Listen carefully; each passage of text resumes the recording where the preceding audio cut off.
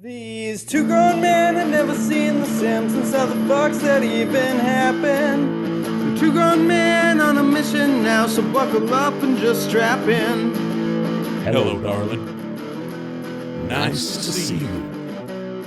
It's been a long time. You're just as lovely. These two grown men had never seen The Simpsons. It's America's Barley Basket. Welcome, everyone, to another episode of America's Barley Basket. I'm your host, Marlin Wells, alongside host Nathan Fulsabach. Hello, Nathan. Hello, Marlin. How are you? You know. One of these days, you're going to be like, fucking, great, Marlin. Yeah, you know, one would have thought after climbing out of that basement after a 13-month nap that, well, you know what? Sometimes sunshine shows you imperfections. That was the darkness of a cool, damp basement. You can forget about flaws that one has. Sunlight is the best disinfectant, but you know what disinfectant does? It hurts. Yeah, that's true. And it just hurts the skin because I have not seen it in a long time. Oh, shit. I hope they're done for the day, but if we get some zooms over the head, it's because the fucking Blue Angels are in town. Yeah, if you guys practicing. Feel weirdly patriotic during this podcast, there's a reason. Yeah. Goddamn freedom is soaring overhead. We'll cross the bridge when we get there, but forewarning, if you... I think it's come up on the podcast. It had to. Like, I, even as a little kid, was never enamored with jets. Nope, same which here. We are in the minority. Most young boys at some point have a hard-on for planes. Yeah.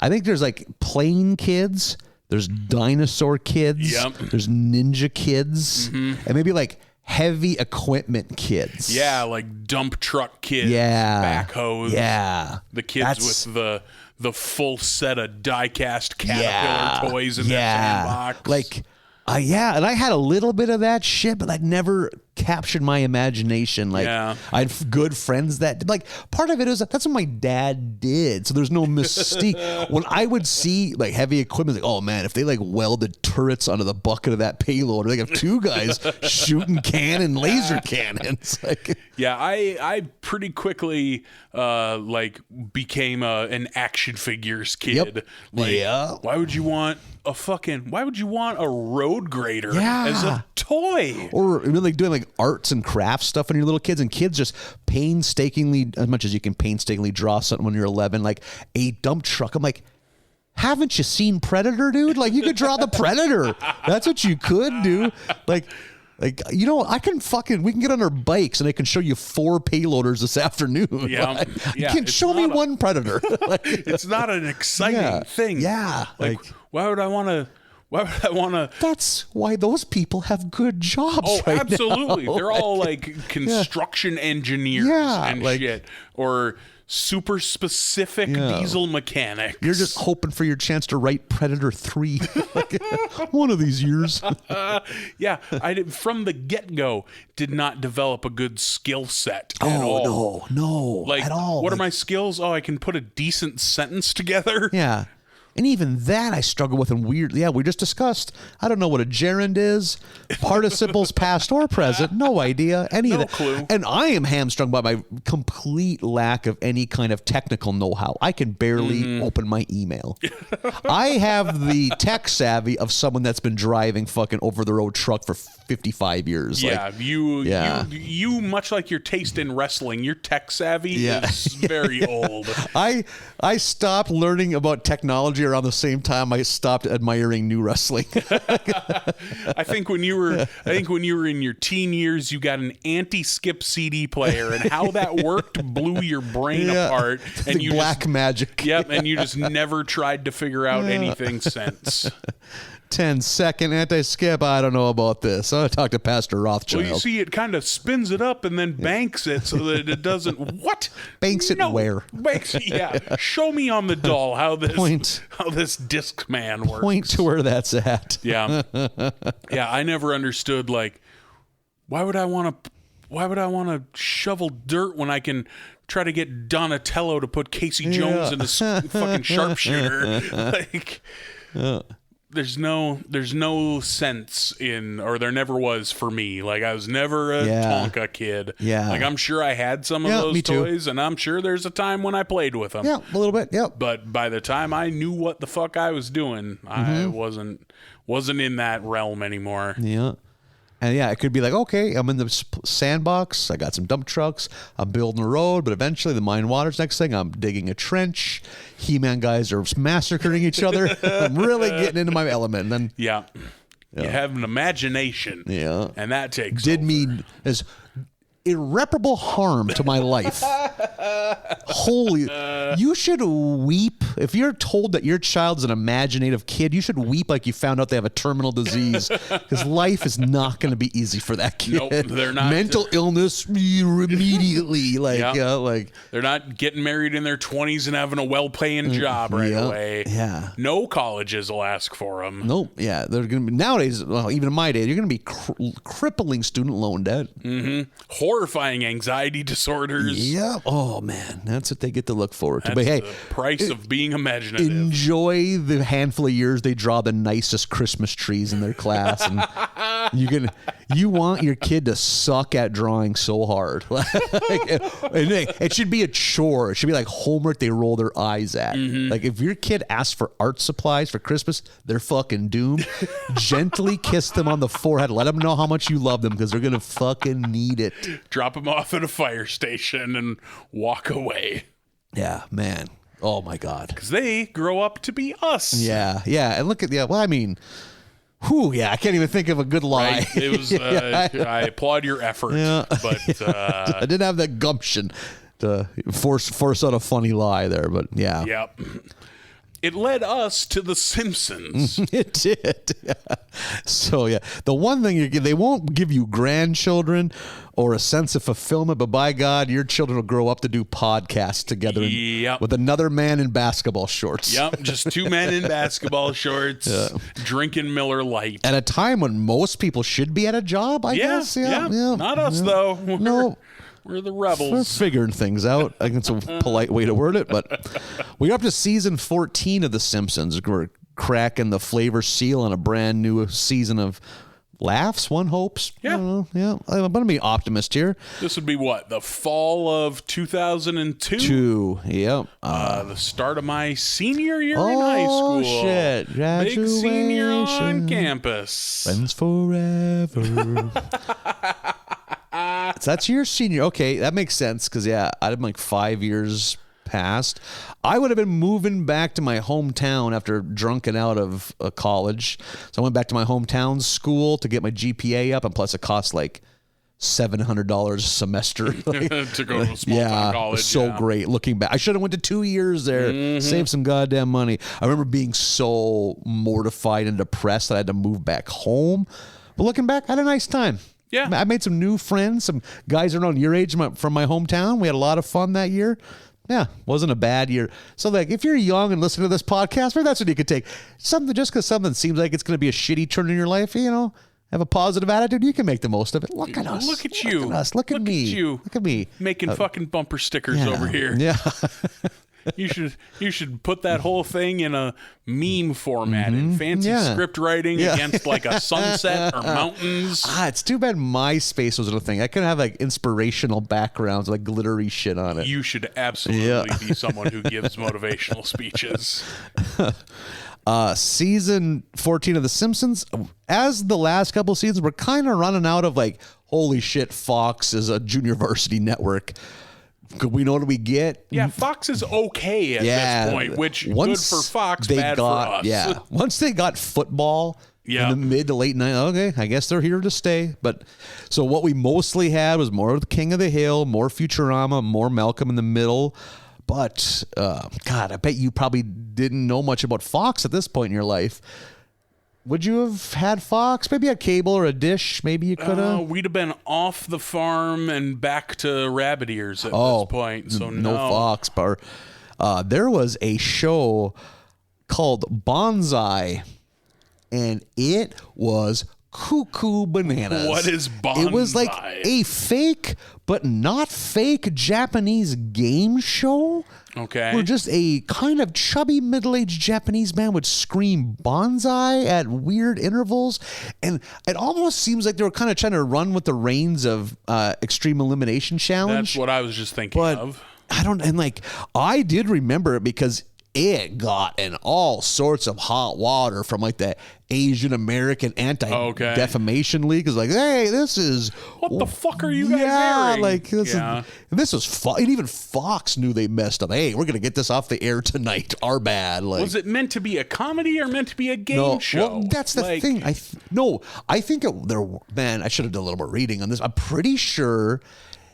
Kind of like that Wipeout show where it's like, but this is, we're going to crown a winner of all this, but you're here to watch people fall down. The winning is secondary. You watch Wheel of Fortune, it's to enjoy the game. The game was secondary to the silly antics. Sure. But I'm pretty sure there were contestants and I'm pretty sure there were some kind of prizes. Okay. I will stand by, having not seen it in fucking 15 years or so, but I will stand by most Extreme Elimination Challenge as being so fucking funny. Once, I don't know if it was probably someone I knew had it on DVD, but I remember we finally got to a point where we could fast forward or pause and rewind shit. Some of the little comments are so good. Shit, like they shout right before they go, or like the interview questions from Guy Ledouche. Yeah. Like, or that captain with the sword would whisper like underhanded things like, whatever. That kind of like, some of it was so good. Yeah, that I like. And then the game show part of it was brutal. Madness. Like the one with the rocks that sinkers you run across. And floaters. Yeah, sinkers and floaters. When somebody would step on the one that falls down, their sternum on the smash their body against the next one.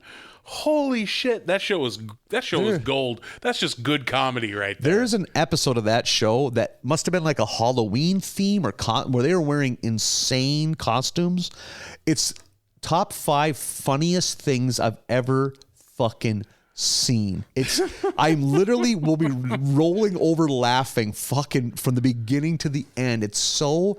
Because that game, the Sinkers and Floaters, was impossible in shorts and a t-shirt. Sure. There was a guy, I don't know what the costume was supposed to be. He was just a giant walking grapefruit. He had tights. Like he was a Fruit of Looms commercial. Like, I think it was even had like, it wasn't like it was from the waist up. I think he had 2 leg holes. Okay. His legs were in green tights and his body was a giant ball with a 4-inch by 1-inch slat in front of it. And it's not like his face was up against it because it was a ball. So he's like driving a World War I era tank. And he cautiously walked up to the water of Sinkers and Floaters. One huge step, not even close, face plants and starts sinking because that thing wasn't meant to be in the water.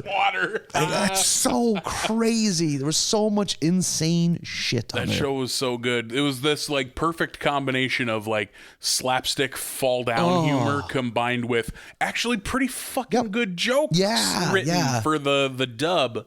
They have some weird backstories between those 2 host characters and stuff. Yeah. Like Kenny Blankenship and the other one whose name I can't remember. One is the older, more wise, but also kind of pathetic, and the other one's like the young dipshit, hot shot. Like, God, that show is fucking good. Speaking of which, in the same vein as far as fall down humor goes, the Jackass trailer came out last week as you're hearing this, and oh my god, do I love Jackass and always have. Yep, I cannot wait for that. It should be so good. They're fucking Johnny Knoxville's like 49 years old, 49 years old. Nuts. But he does it because he like has to. Yeah, he doesn't know how not to. Someone's gonna have to tell him to quit. Yeah. Just bonkers. I know that article I think the Atlantic put out about him too. Like his whole thing was, I can't get any more concussions. I promised my wife I won't. Yeah. And then at the end, with his idea, they do another bull skit and he gets a bad concussion. Because he loves bulls. Yeah. There's a great GQ article written about GQ. That's what I'm thinking of, not Atlantic. GQ. Yeah. So good. But the other show I was going to mention around the same time, this isn't not as nearly as ridiculous as Bonsai. There was a show called Oliver Bean.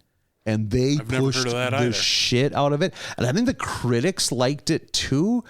I always wish I would have gave it a shot, but like, because I like shit that's a little out there.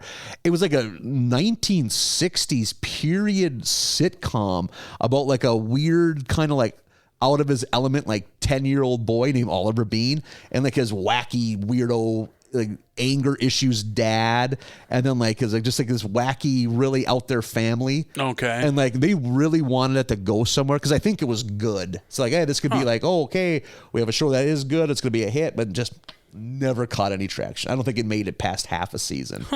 I've never once heard of it. And in that vein, I think it wasn't paired with The Simpsons, but I think it was like for a while, it was the last show on Sunday nights, was another show that critics talk about should have been given more of a shot. Andy Richter Controls the Universe. Oh, which I have never seen, but have at least heard of, unlike these other two. Like, even after a quick Google search for it, it comes up on lists of like top 50 shows that should have been given another season. Like, because I mean, I think maybe it got it. At most, it got 1.5 seasons, and they again pushed it because Andy Richter was kind of a big name. It was like it was his first project after leaving Conan. What was it? Was it a sketch show or no? It was a sitcom. Someone that actually watches listening to this right now and is angry because I'm acting like I'm pretty sure it was a sitcom, but it wasn't like your typical in a studio, what like a 3-camera setup or whatever they call it. There's a name for the traditional sitcoms on a soundstage. I'm pretty sure it was almost like a My Name is Earl type where they're on location shooting. Like I'm pretty sure, but I know it was a sitcom. It wasn't sketch comedy. I watched because everyone's fucking talking about it now because the second season just came out. I finally got around to I Think You Should Leave with Tim Robinson. Have you watched that show? I've been saving the last 2 episodes. Just like you don't want to polish off a amazing meal. Right. Like I'm still holding on to dessert. Season 1 renewed my lust for stand-up or for sketch comedy. Really? And season 2 now is just fucking, I love it. Are you going to tell me you don't like it? No, I'm not going to tell you I don't like it. So you can take you that saw breath. me almost start to cry. So I have such a weird fucking fascination with that. I'm going to watch both seasons again because I feel like I have to.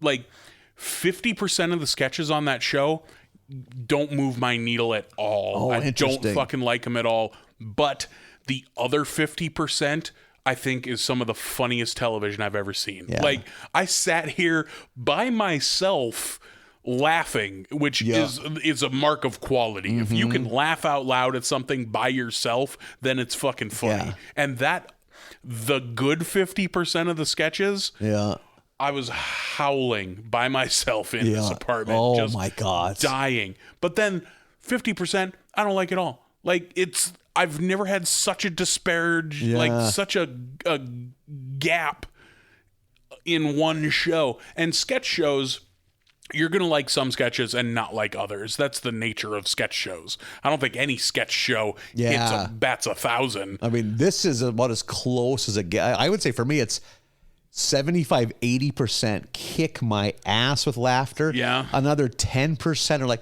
that's enjoyable. Only like 1 out of 10. 1 out of 10 or 1 out of 8 doesn't land for me, which is, it might be, I don't know, batting average wise, it might be my favorite, but I don't think the highs are as high as like, I still would put Kids in the Hall over it, but like it's close. I fucking love this show. Like it's very like the ones I like, I really fucking like a bunch.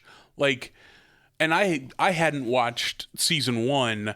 So I watched both seasons here just a couple days ago, and fucking some of that shit just ruined me. Yeah. The hot dog suit sketch and the fucking the fart toilet sketch in the first ridiculous. Season. Jesus Christ. And I think I know what I don't like about the sketches I don't like is it never goes full Adult Swim, but it puts its toe right up to the line far enough for me to be like as soon as I saw Tim Heidecker's fucking face on there, I was like, no. But like, there's just some sketches that are a little Adult Swimmy for me.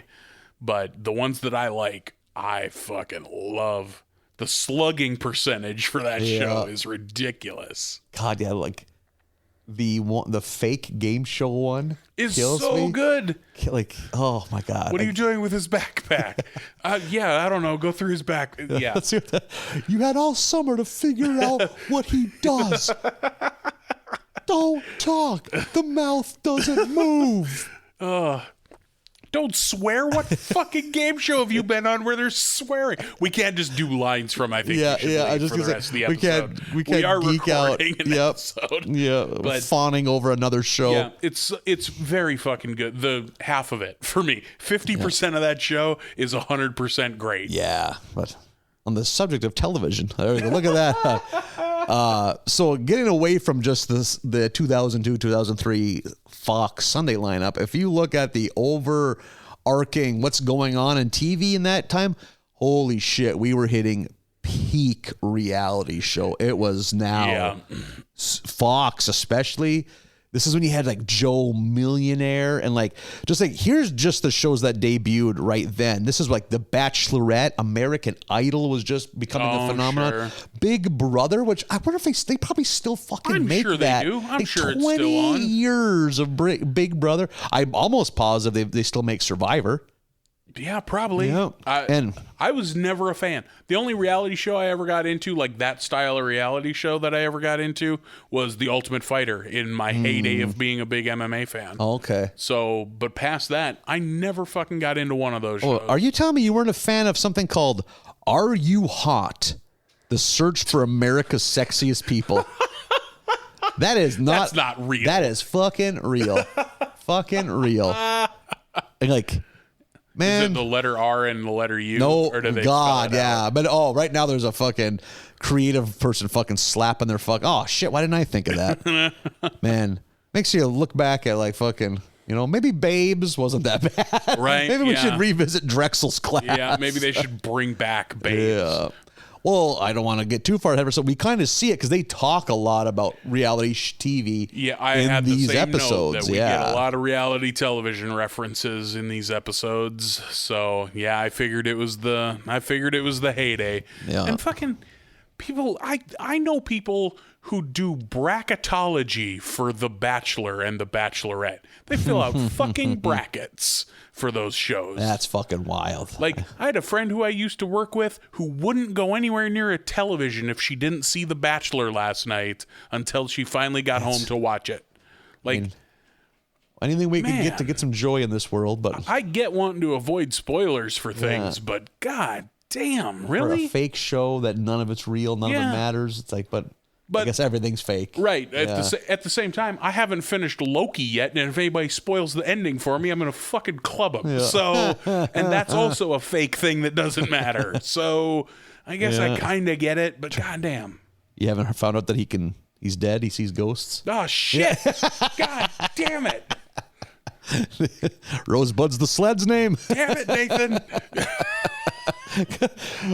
Vader's his dad. Yeah. Like, just do 40-year-old spoilers.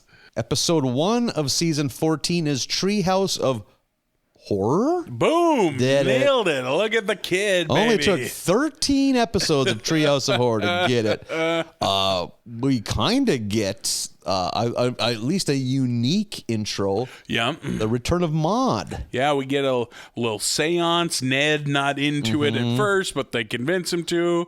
And fucking Ghost Maud shows up.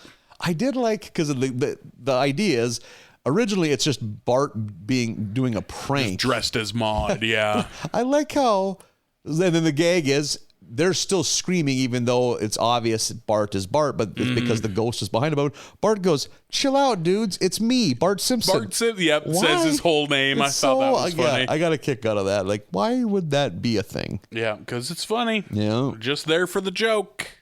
So again, just like what now has become the common pattern, there's 3 little episodes, mini episodes. First is Send in the Clones. Starts with like just a lazy Saturday. Homer is supposed to do chores, but due to a pancake binge, I believe, he is incapable of movement. Been there. Yep. Pancakes are good. You don't know when to stop, you can make a lot of them. They're cheap. Yep.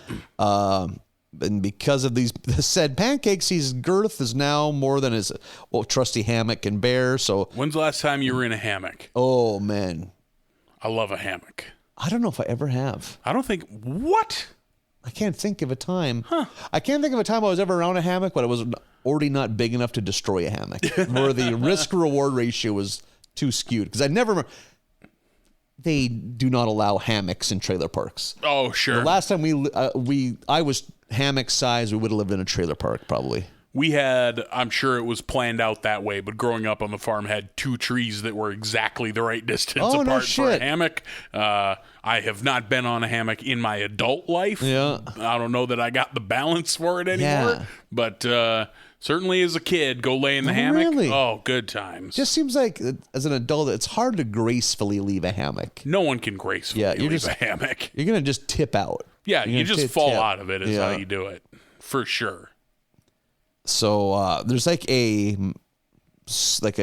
traveling hammock salesman, which I got a kick out of. Yeah, like the ice cream man. And he's kind of foreboding about, there's something about these hammocks you should know. And of course, in typical Homer fashion, he's just like, yeah, whatever. Gets a magic hammock. Turns out it can create clones. That's where the curse comes in. Early on, Homer loves the clones because they do all of his dirty work. And they're kind of dumber than Homer, which I like. Yeah, they're a copy of a copy. They're like the dumb Multiplicity. They're the dumb Michael Keaton in Multiplicity. And I do like how early on they accidentally kill one too. Yeah, like fucking real quickly. Yeah, I'm gonna need another clone to throw away this old clone. Yeah, you gotta throw away this body. Yeah. And then right away it's just like a handful of scenes of him living the dream because he's like, okay, I don't have to listen to Lisa's boring stories. Yeah. Grandpa can have his own Homer to tell boring stories too. One goes shopping with Marge. Yeah. One plays with the kids. At some point we get a dig at Discover cards. Which I was thinking by 2002, weren't Discover cards a little more at the big kids table of credit cards? Maybe not. But, I have no idea. Yeah. I feel like Discover cards have always had the reputation of being the fly-by-night credit card. I feel like Discover Card is kind of like the Hyundai of credit cards, because Hyundai was considered a joke. Then they came out with that really kick-ass warranty, like 10 years, 100,000 miles. Whereas Discover Card, I think, was one of the first to offer 5% back on certain purchases. Oh. Which, I mean, as a Discover Card owner, I do keep that in mind. Huh. So, look, 5% off gas for 3 months? Yeah, I'll just put it on my card. I don't think I got a fucking credit card till I was probably 33 years old. I was 30. Yeah. Yep. I still got the same 2 I got then. All for a road trip. I watched enough friends in college ruin their fucking lives with credit cards. Same here. So I shout out to my parents. They pounded that into my head too. I'll give them that. So Homer is living the dream until, it's one of the clones thinking it's helping, kills Ned. Fucking beheads Ned with a chainsaw. He's all happy with a big dopey smile holding Ned's head. And that's when Homer realizes, gotta lose some clones. So loads in the back of a pickup truck, takes him out to a cornfield. And I did like the gag was like, okay, who remembers the way home? And he just raises his hand, shoots all the ones that remember the way home. And he gets them out of the truck, and then because he's fucking Homer, he's like, okay, well, that's over. Throws the magic hammock out the window of the truck, which they then hook up. They hook one rope around a Homer's neck, which I thought was a good visual. Yeah. And they start cranking out dozens, if not hundreds. There's just a sea of Homer clones. I loved the joke of when they're panning across I know what you're gonna say. The whole herd of Homer clones. One is Peter Griffin from Family Guy, and one is old, like season Tracy 1 Ullman Homer. show Tracy Ullman Homer. Yeah. I liked that.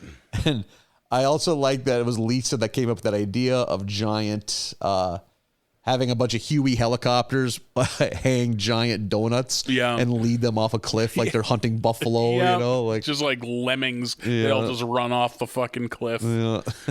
We get a Gil moment of him being the corn farmer who gets eaten by the Homers.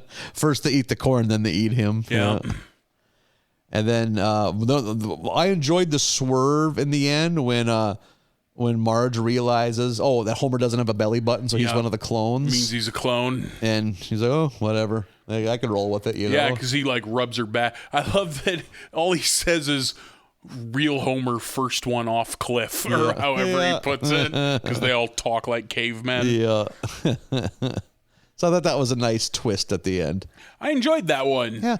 Not a lot of laughs, but it was fun. Some good visuals. Yeah, it was good animation. Some good old Treehouse of Horror violence with him holding Ned's severed head. Yeah, that's a good point. Like, these have gotten a little soft in previous years, but that was one where I was like, okay. Yep, I'm with you. And the second one is the fright to creep and scare harms. They really like the wordplay there. Boy. Yeah, that took a lot of work. Yep.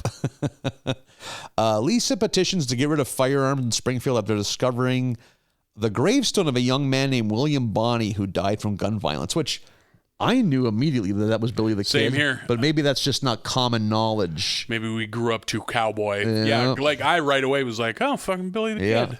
To the point like I knew it, but it's like, oh, I must have that wrong, because they would obviously know that, but they didn't. So no, they didn't. So I don't know why that's common knowledge to both you and I. Yep. So Lisa now is having anti-gun rallies, and there's a great sign in the crowd: "Fire Gill, not guns," which I thought was wonderful. That's funny. The sign that I wrote down is "Conceal love, not firearms." Yeah. So Lisa convinces them all to trade in their guns, which was made into playground equipment. So good. Ralphie riding down that slide made out of pistols as they go off. Oh my God. And when he hits it, he goes, "The bumps tickle my bottom." That's so good. They learn soon to their horror, though, that William Bonney is indeed Billy the Kid, who raises an undead kind of army with Frank and Jesse James, the Sundance Kid, and Kaiser Wilhelm. Yeah. The most evil German of all time, which, debatable.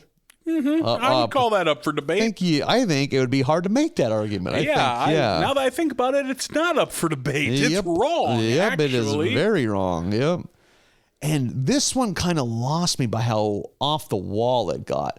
Because then you get the scientist. Yeah, Frank shows up with the time machine. Yeah. Yeah, this one, I don't know. It was just kind of fine altogether. I didn't really have that much of a problem with the time travel stuff. So he goes back in time and convinces them, oh, you can't outlaw guns because something horrible happened. Yep. I guess, though, I did like that, like, 2050 Homer comes back with like a space helmet on. Yep. Oh my God, you guys, you have to ban guns. You will not believe it. They just shoot him. Yeah, they just shoot him. I think it's what is this, open mic night? He shoots him. There is a line in here when they're shooting all the zombies. I forget who says it, but somebody shouts, "Another tragedy prevented by gun violence." Yeah. I thought that was pretty funny. And the third and final is the Island of Dr. Hibbert. The Simpsons visit the Island of Lost Souls on a vacation, and it's ran by Dr. Hibbert, who basically invites the whole town. There's all sorts of people that are there. I don't know that it's... I feel like most of them are already there when the Simpsons get there. Oh, good point. Yeah, because they've been Dr. Moreau. Yeah, I like the Island of Dr. Moreau. Never seen it. Oh yeah, never read the book it's based off or story it's based off, or I've never seen the '90s movie. I've read the story. I've seen the '90s movie. I like them. I like them both. And you like the original, like in an ironic or unironic way? I'm trying to think now of what's the original, because I have two different ones in my head now. Oh yeah, but the Marlin Brando. Oh right, with Val Kilmer. Yeah, that's what I'm thinking of. Yeah. I always think of that one as the Val Kilmer one because I don't think I knew who Marlon Brando was when I saw it. Yeah, and that one you do enjoy? Yeah. Okay. Or I remember enjoying it. I haven't seen it in probably 20 years, but I've always kind of wanted to see it. I wanted to see that documentary they made about the making of it, how insane it was supposed to be on that movie set. Apparently Brando was fucking just off the rails. Wearing that ice bucket on his head because it was too hot. So fuck it. I guess he wears a chrome bucket on his head. Mm-hmm. That's fucking crazy. I think it's Ron Perlman has some pretty good stories about that. Yeah, I forgot he's in it. Yeah. The shit going on that set. So it kind of starts, it's like bits and pieces of like different people are being turned into animals. Marge is one of the first, and it turned like a cat-human hybrid. Yeah, cat Marge. Yeah, and Homer right away is like, I don't know about this, but then they hump, and that turns everything around. And then right away, like when he realizes what's going to happen, Homer is kind of like the railing against, like, can't you see what's happening? And he gives this impassioned speech about like, hey, you can't let this happen. And he's like, you're just going to lay around and eat and mate. That's it. And eat and and mate like, again. Wait like, a second. Yeah, and then everyone it dawns on everybody like, wait a minute. Yeah. So then it just ends with all the Simpsons are animals. You know, Homer's a walrus. Yeah. Which made me think of that movie Tusk. I had the exact same thought. Yeah, which I didn't see. I didn't see Tusk. It is one of the most, I have not seen the end of it. It is one of the most unnerving things I've ever seen. I've watched like the first hour just of it. Uncomfortable? Yeah. Or not good? Or what's the... I don't even know if I would say it's good or bad. If you like horror movies, I think you should see it. It is. There are parts of it that are jarring. Like really, yeah. Like because my roommate was watching it. I'm like, I think I was like waiting for a friend to pick me up for something. I just sat there. I was like, fuck me, man. He's like, yeah, man. Like this is something else. I was not expecting this to be like this. Like it's just uncomfortable. And I like, well, you must have an idea of the premise. I have an idea of the premise. Yeah. Like the guy that plays the old guy that's like that he's visiting or he's interviewing or what. I don't even have a shaky recollection of what the plot was. Justin Long's a podcaster That's who wants what it to is. interview this guy. Yeah, because like he survived some crazy accident.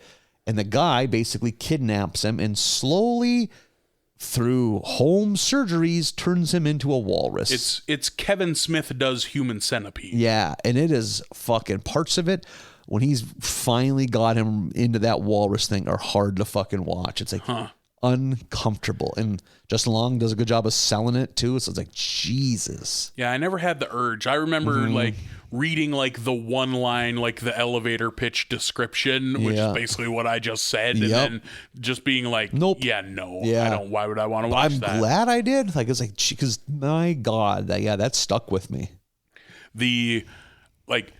A lot of the visual gags in this was just watching, like, what animals did all the townspeople get to turn into? And my God, when Ralphie is a peacock and he spreads his plumage and goes, I'm a dog. Yeah. God damn it, Ralphie. So pure. Yeah. I love Ralph. Yeah. And then we get Ned as like a half man, half cow. Yeah, like a centaur, but a cow. You're just gonna have to. Horse. You have to milk me, Homer. And just as simple as it sounds, just grab my teats. Yep. Empty my milk. And then he's like, oh, that's good the whole time. And Homer's like, don't say anything. Yep, that was good. Yeah, I liked cow. I liked cow Ned. Yeah. I don't know. I mean, didn't blow me away. That was okay.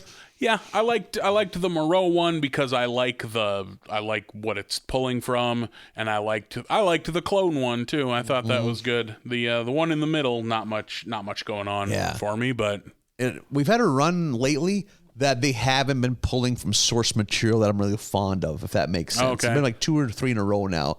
Because that'll save them for me too if I really love the source material. Mm-hmm. Like, you remember, like maybe 2 seasons ago was the one with that Harry Potter one, which just does literally nothing for me. Same here.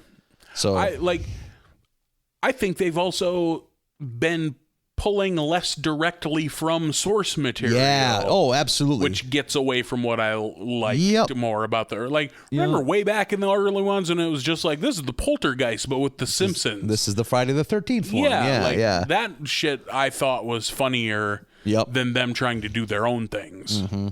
Episode 2 of season 14 is How I Spent My Strummer Vacation. Homer is broke because his family borrowed all of his money. I like him going through the list of IOUs in his wallet. Yeah. Like, Marge needed this, and Bart needed that, and Lisa needed this, so he doesn't have any money.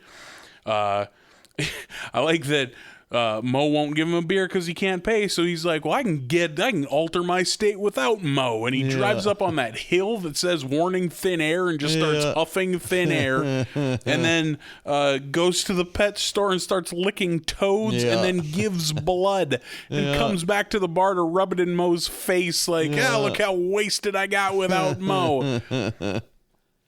Mo gives him a beer. He takes one sip of it and is pretty smashed pretty immediately. They throw Homer in a cab and he gets taken home where he sleeps the whole next day. And then they're watching TV and Taxi Cab Conversations comes on. And I've never seen Taxi Cab Confessions. Never once. I thought maybe you'd be the right age because I think that might have came out right when I was like end of high school, early 20s. But I was thinking, was that for like the middle millennials, their real sex?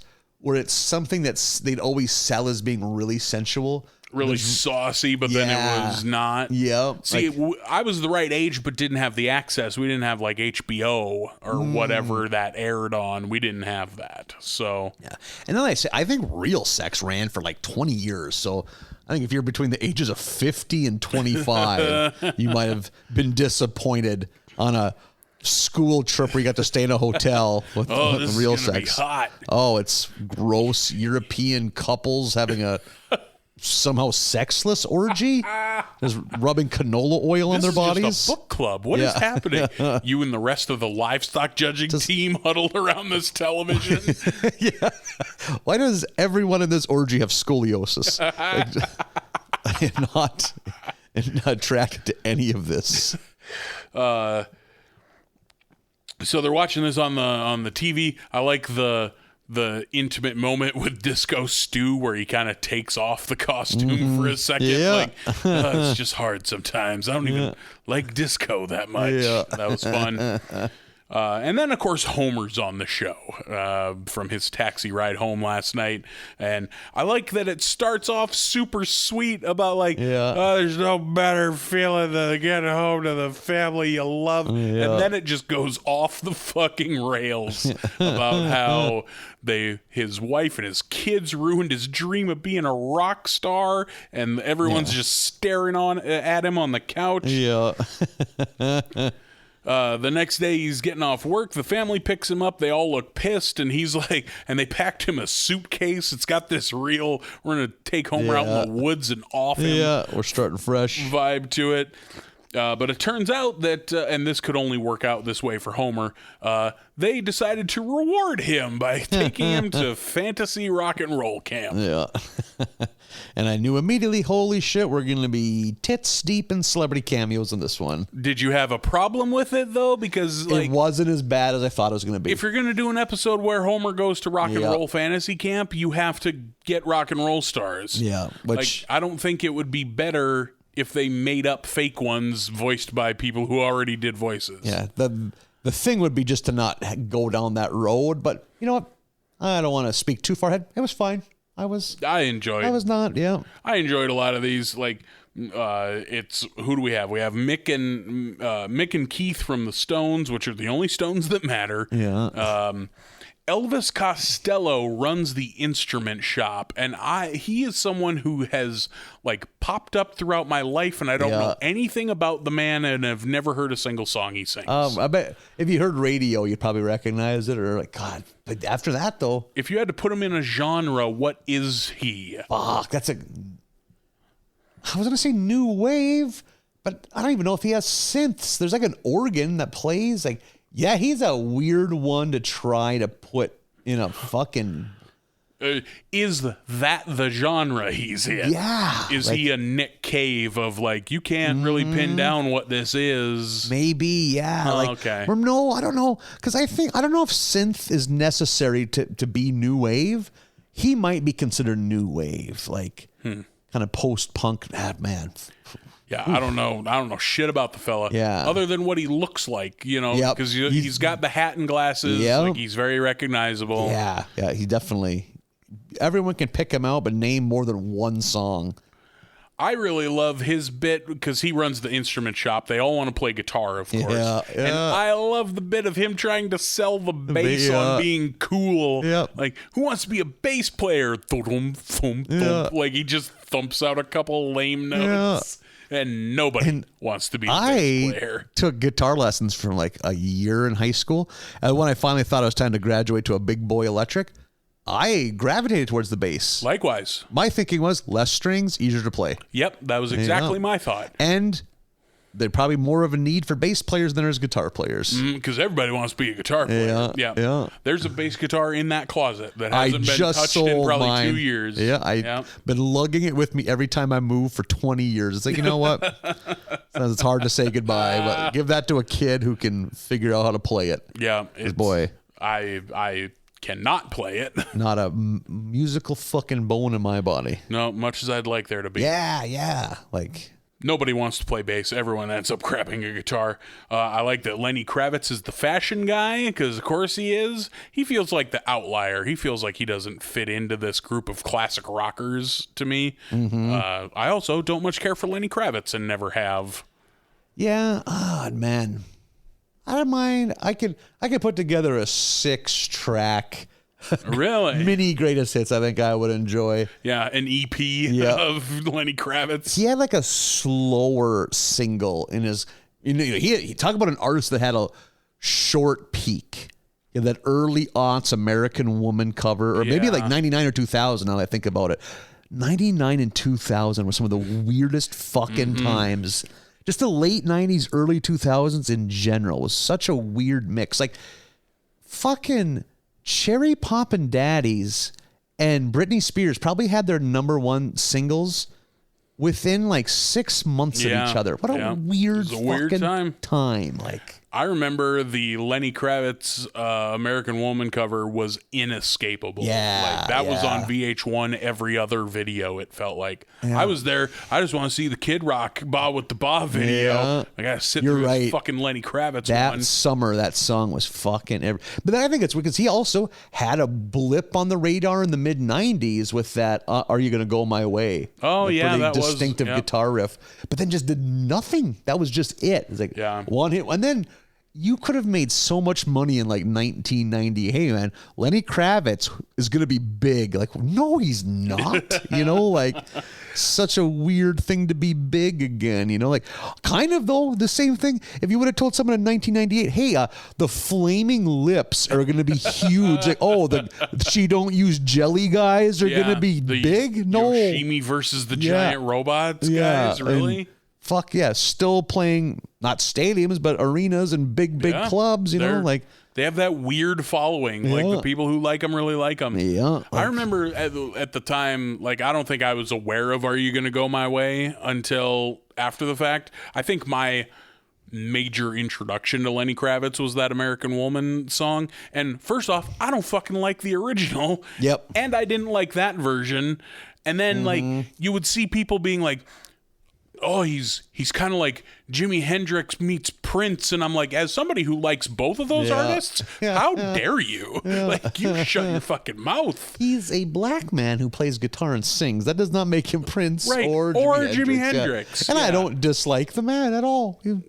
I played, there were a few of his like slow jams that got some play at the strip club big time. One of his, I think the phrase "see you again" is in the chorus. Oh, sure. That's a slower I know one. the one you're talking about. I think Sugar was one of the like B-sides. Gina Gershon is in the video for the song I'm thinking of. I always remember that sticks out in my head too.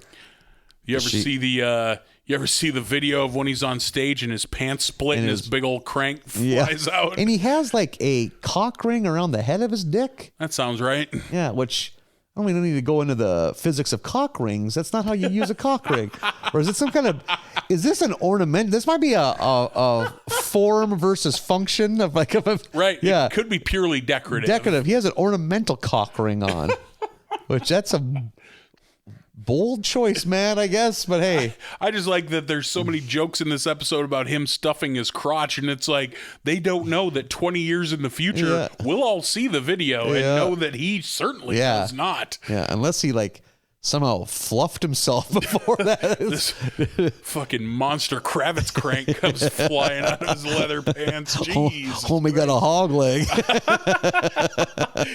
Like the top foot of Gandalf's staff. I remember like clicking on that video like, why wouldn't I? Yeah, sure, let's see it. And being like, Jesus Christ. Somebody did a great job of fucking me over, but they mislabeled it.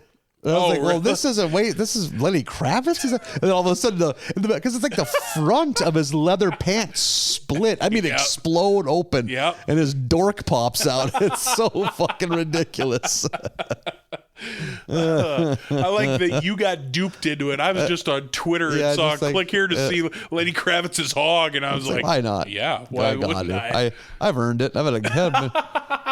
I stuck to my diet. Been a productive employee. Yeah. Brian Setzer of Brian Setzer Orchestra is here. Weird. Again, just showing how weird. Well, this is even a little after his time, but like I think he was in 98, 99 when Jump Drivin' Whale. Was that their hit? Jump Drivin' Whale? Jump Drivin' Whale. That's a fucking good song. What a weird. It's then gone. You know, like Smell You Later.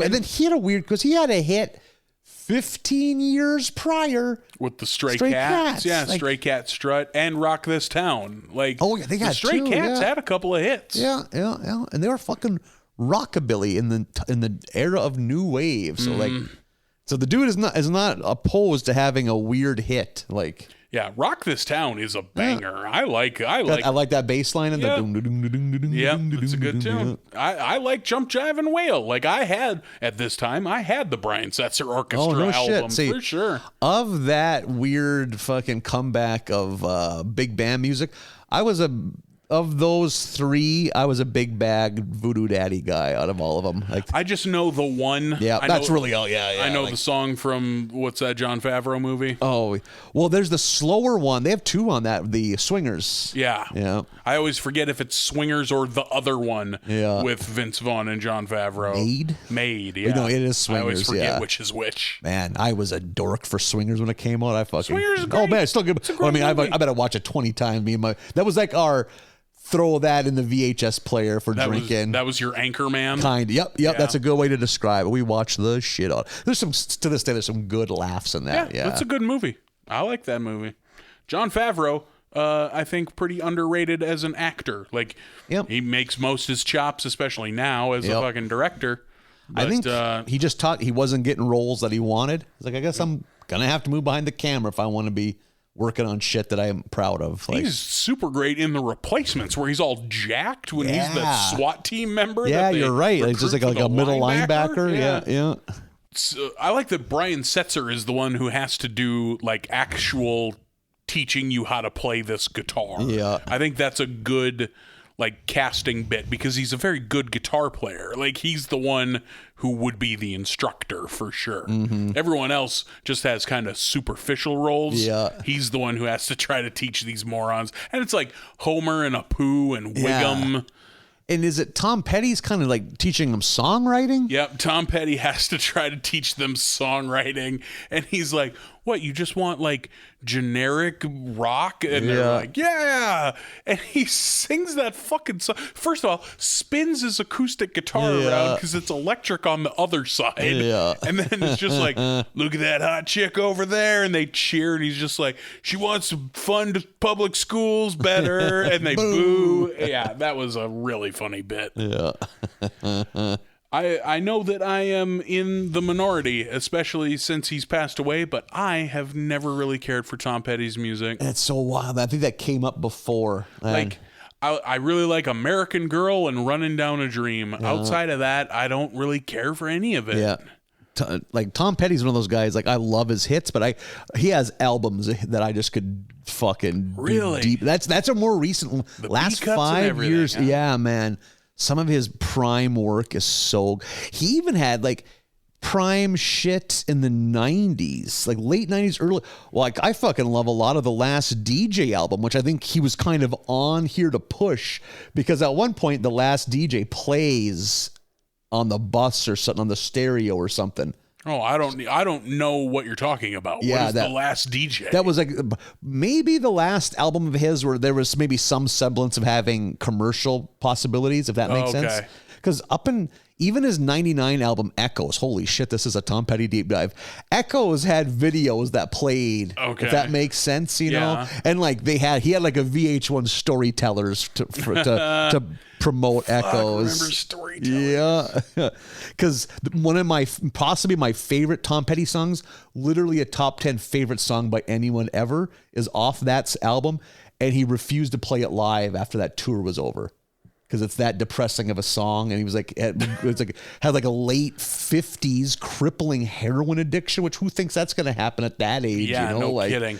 So he's just like, nope, done playing that. I like that one of your top 10 favorite songs ever was so depressing the artist wouldn't play it. Yeah, my favorite George Jones song is one that he always talks about. When someone requests, it's like, really? You want to hear The Door? Like, it's like, fuck it, kick it a 1 and a 2. You know, that should. Whenever you get around to recording a comedy album, really, you want to hear The Door? Should be the name of your album for fucking sure. Oh man, the dorks that would get that reference. The dorks and the elderly country music fans.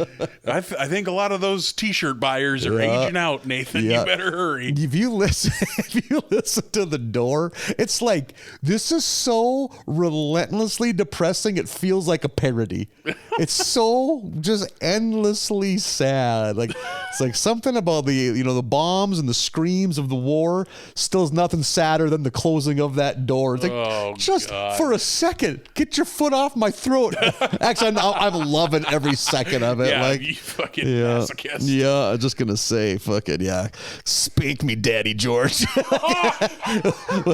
with your sadness paddle.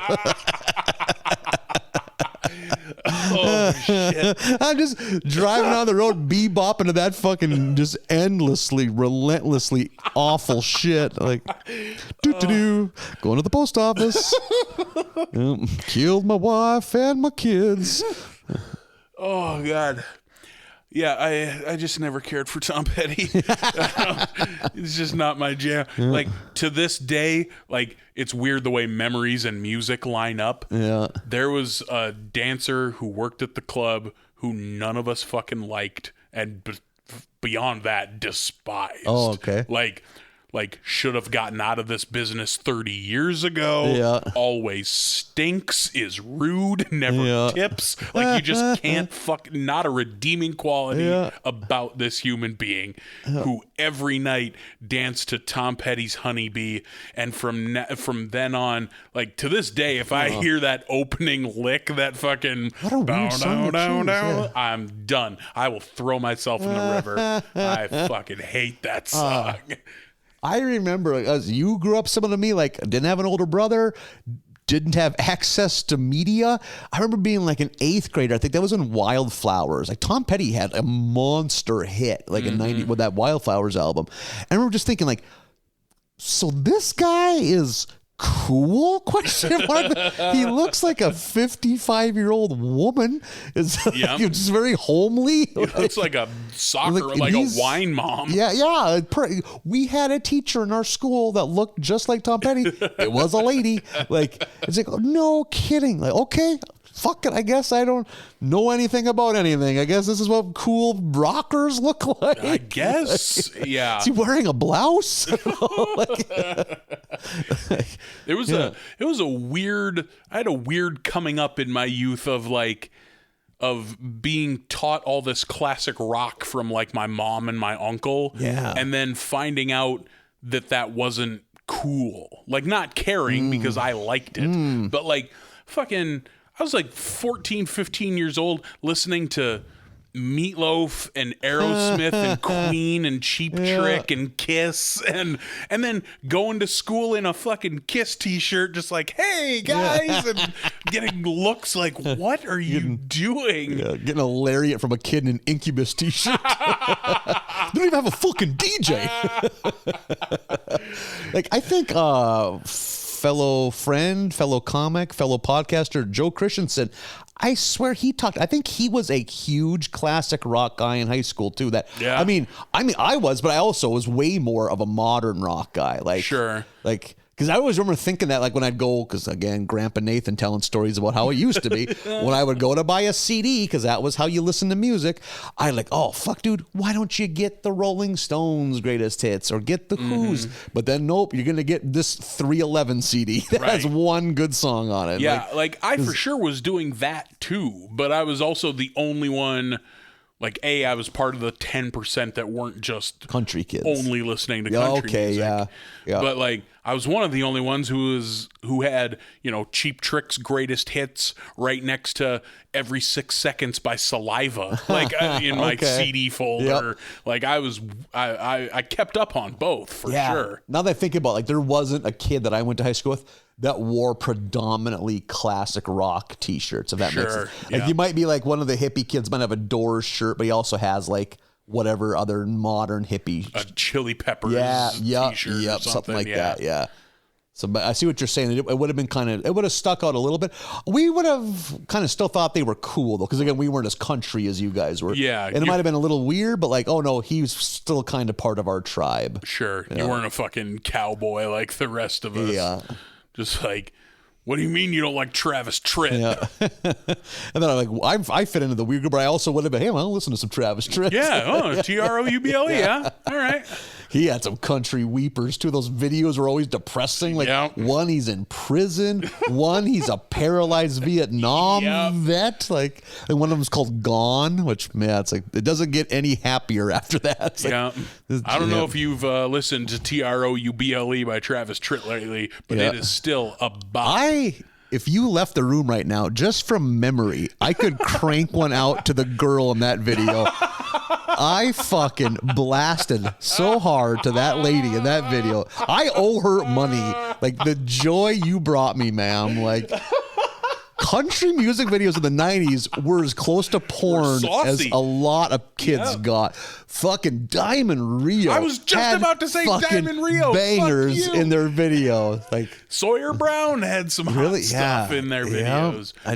But that Trouble lady, my God, was fucking. I could go, a young Nathan could go hands free. I could just shift in my pants, get some friction there, do some fucking weird leg shit, and just fucking goosh while doing homework. No one would be the wiser. How high on the priorities list is me leaving the room? I wish I had that kind of vigor. Wish I had blood flowing through my veins. Like, hey, can I go on the balcony? How are we going to do this? Holy shit. That's not where I thought that your Travis neighbor Tritt talk watches was me burst on your belt. Like, is he listening to Travis Tritt? And then I start viciously beating off in these basketball shorts, finish remarkably quick, and then just head back in. Like, they're partying. There's no way he was he fiddling with the grill? He certainly wasn't. I mean, was his hands in his pants? He had a large gut. It's hard to tell. Like, was he adjusting the drawstring? Was he trying to get his phone out of his pocket? I heard a couple troubling groans. That is not where I thought that Travis Tritt talk was going to go. That's a sentence that doesn't get said often. Oh, good times. I'm pretty positive that one of the only reasons I like American Girl by Tom Petty is that it's in Silence of the Lambs, the best film ever made. Yeah. When she's singing to it before she gets kidnapped by Buffalo Bill. Just like everything in that movie, it's pitch perfect. It's like the perfect song for her to be. Of course, that's the song she would be singing. Later on, it's like, of course, Q Lazarus is what would be playing. Fucking such a good song, too. Like. So now camp is over and Homer is sad about it. He's devastated. He doesn't want this party to end. And then Mick and Keith offer to bring him on stage at a Stones show that's going on, I believe, the following night in Springfield for some benefit. And then he gets there all excited. He's going to play with the band, and it turns out there was a miscommunication. They just wanted him to be a roadie and do the mic check, which that's on Homer for assuming that, they'll probably let me play with them. No, Homer, no. So you're bummed that Homer is sad, but he kind of brought it on himself by dreaming too big. Yeah. Just do the mic check, man. Yeah. So Homer goes on stage and does the mic check, but then sees how disappointed everyone is by him only being the mic check roadie. And so he starts singing and playing guitar, and the rockers, they realize that he has gone rogue. Yeah. And they hop in that fucking Satan head that spews fire and chase him around the stage and then crash into the crowd. And then we see outside afterwards, everyone's like they're putting out fires back in the arena and shit. And the Simpsons are kind of standing around. The rockers come up and they apologize. I love the nice touch that Tom Petty lost a toe. Yeah. I don't know why that makes me laugh. That was good. Simpsonized Tom Petty looks pretty good already. Yep. He's one of the guys who I thought looks like you could just look at that and be like, that's Tom Petty. Yeah. Whereas like Brian Setzer, I thought was a little generic looking. But he comes in just on his crutches with one foot up. Yeah. Has anyone seen a toe? They offer Homer the chance to kind of come with them for the next show, which is tomorrow night, a benefit for the tragedy of tonight, which I really enjoyed. Yeah. And Homer turns him down because he just wants to go back to his family. Aww. And then we get some Stone song playing and footage of the VO sessions with all the I thought that was a rock nice touch. stars. Me too. Yeah. I really liked that. Yeah. I don't know why they don't do that more often. Yeah. They get enough fucking guest stars on this show. But yeah, it felt like a big episode. Yep. Like I bet they advertised the shit out of it. I was about to say, I bet at the time this was plugged big time. Yeah. I'm sure there was a promo during every commercial break for every this. football game. Just push the shit out of that. Tonight that on The Sunday. Simpsons, Mick Jagger, and Keith Richards. Yep. And, Oh my God. Yeah. yeah, I'm sure they made a huge deal out of it, and good. It felt big. Yeah. Also, Agreed. pretty decent voice acting from most of those guys. I'd say so too. Whereas, because like not everyone can voice act. Voice acting is its own thing. Yeah. One thing this reminded me too is I need to see the fucking Rolling Stones before they hang it up. Need to do that. I'm pretty meh. I know. On the Rolling Stones. I think this just came up that you're more like on the fence. Like I like a couple of the '80s songs, and I like a couple of the old songs from I really like Paint It Black. I just think I like that they're one of the few remaining stadium acts. I mean, it's a big fucking deal when the Stones come to town. Like, it ain't going to be that much longer. Who are going to be the rock and roll bands that play fucking 100,000 seat stadiums? Right. Like, there's not many people left off of like the Live Aid lineup or even before that. Or how few of the God damn it, why can't of the Woodstock performers are still out there. Oh yeah, because that list is even shorter. I saw John Fogerty 2 years ago, and I remember like remarking like he is remarkably spry, and just thinking like he is an elderly man. Like there's barely any of these people left. Like it's crazy. You know, like that's why I should have saw I mean, not that he was on Woodstock. I should have saw Paul McCartney when he came to town because like, hey man, ain't gonna be around forever, and how many Beatles are gonna be coming to town anytime soon? That's true. Like, I don't know that Ringo's gonna do a set in Fargo, North Dakota anytime soon. But Ringo used to tour with kind of just like a traveling, like him and like 3 or 4 other people from bands. Like big people with Ringo Starr or something like that. They'd each, sing. They had a backing band. Sing. Each person would sing some of their hits. Because did Ringo maybe get lead vocals on a couple songs? I think he did. I don't know shit about the Beatles because I don't like them. I owe it to myself to do a deep dive just because I've always kind of like, some of these songs are catchy, but they just seem so wimpy. It's just like there's just no salt, there's no sand in the stone. And like they evolved and played different shit all the time and changed it up, but like their stuff I always find either too soft or too weird. I don't like their I want to hold your hand bullshit from the 60s, and I don't care for their Yellow Submarine psychedelic bullshit from the 60s. Yeah. But I also have done I just know the hits. Yeah. It's not big, their albums. They have these great albums. So it's like maybe it's all on Spotify, so I should give it a spin. But I like my greatest hits for the Beatles is Twist and Shout, Revolution, and 8 Days a Week. And that's it. I don't like any other Beatles songs I've ever heard. I would have to do a deep dive and to remind myself of which of their hits I really like. Because there are some, but like, I don't know, man. Yeah. But again, I only know what I've heard on classic rock radio. It's like, and from what I've been told, that's not really enjoying the Beatles. Not even scratching the surface, really. Bro. Yeah. And it's also, I am just kind of always repelled by things that boomers hype up too much. Yep. It's like, well, we saw in early Simpsons, Jesus Christ, squeeze George Harrison into every fucking chance they get. It would drive me up the wall. Yeah, I've just never... What I've heard, I haven't liked, so I haven't... Yeah, it's tough to want to do a deep dive then, exactly. you know? Yeah. I haven't worked real hard to hear a bunch more. But I am with you as far as go to say that you saw them before they're gone. Yep. Like, if the Stones showed up, I would go to the Stones. Yeah.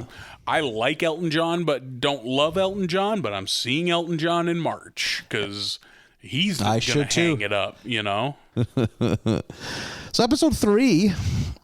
Bart versus Lisa versus the third grade starts with it's probably the most involved couch gag so far, like the secret agent going through all the different doors. Yeah, that's right, like, through all the different doors. I was like, huh.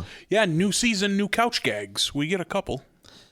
And so that starts with a very involved couch gag, and then it starts with the Simpsons watching Survivor. Animal Survivor. Yep. And we get them just kind of talking about reality TV, and Homer is now a fan, even though he hated it before.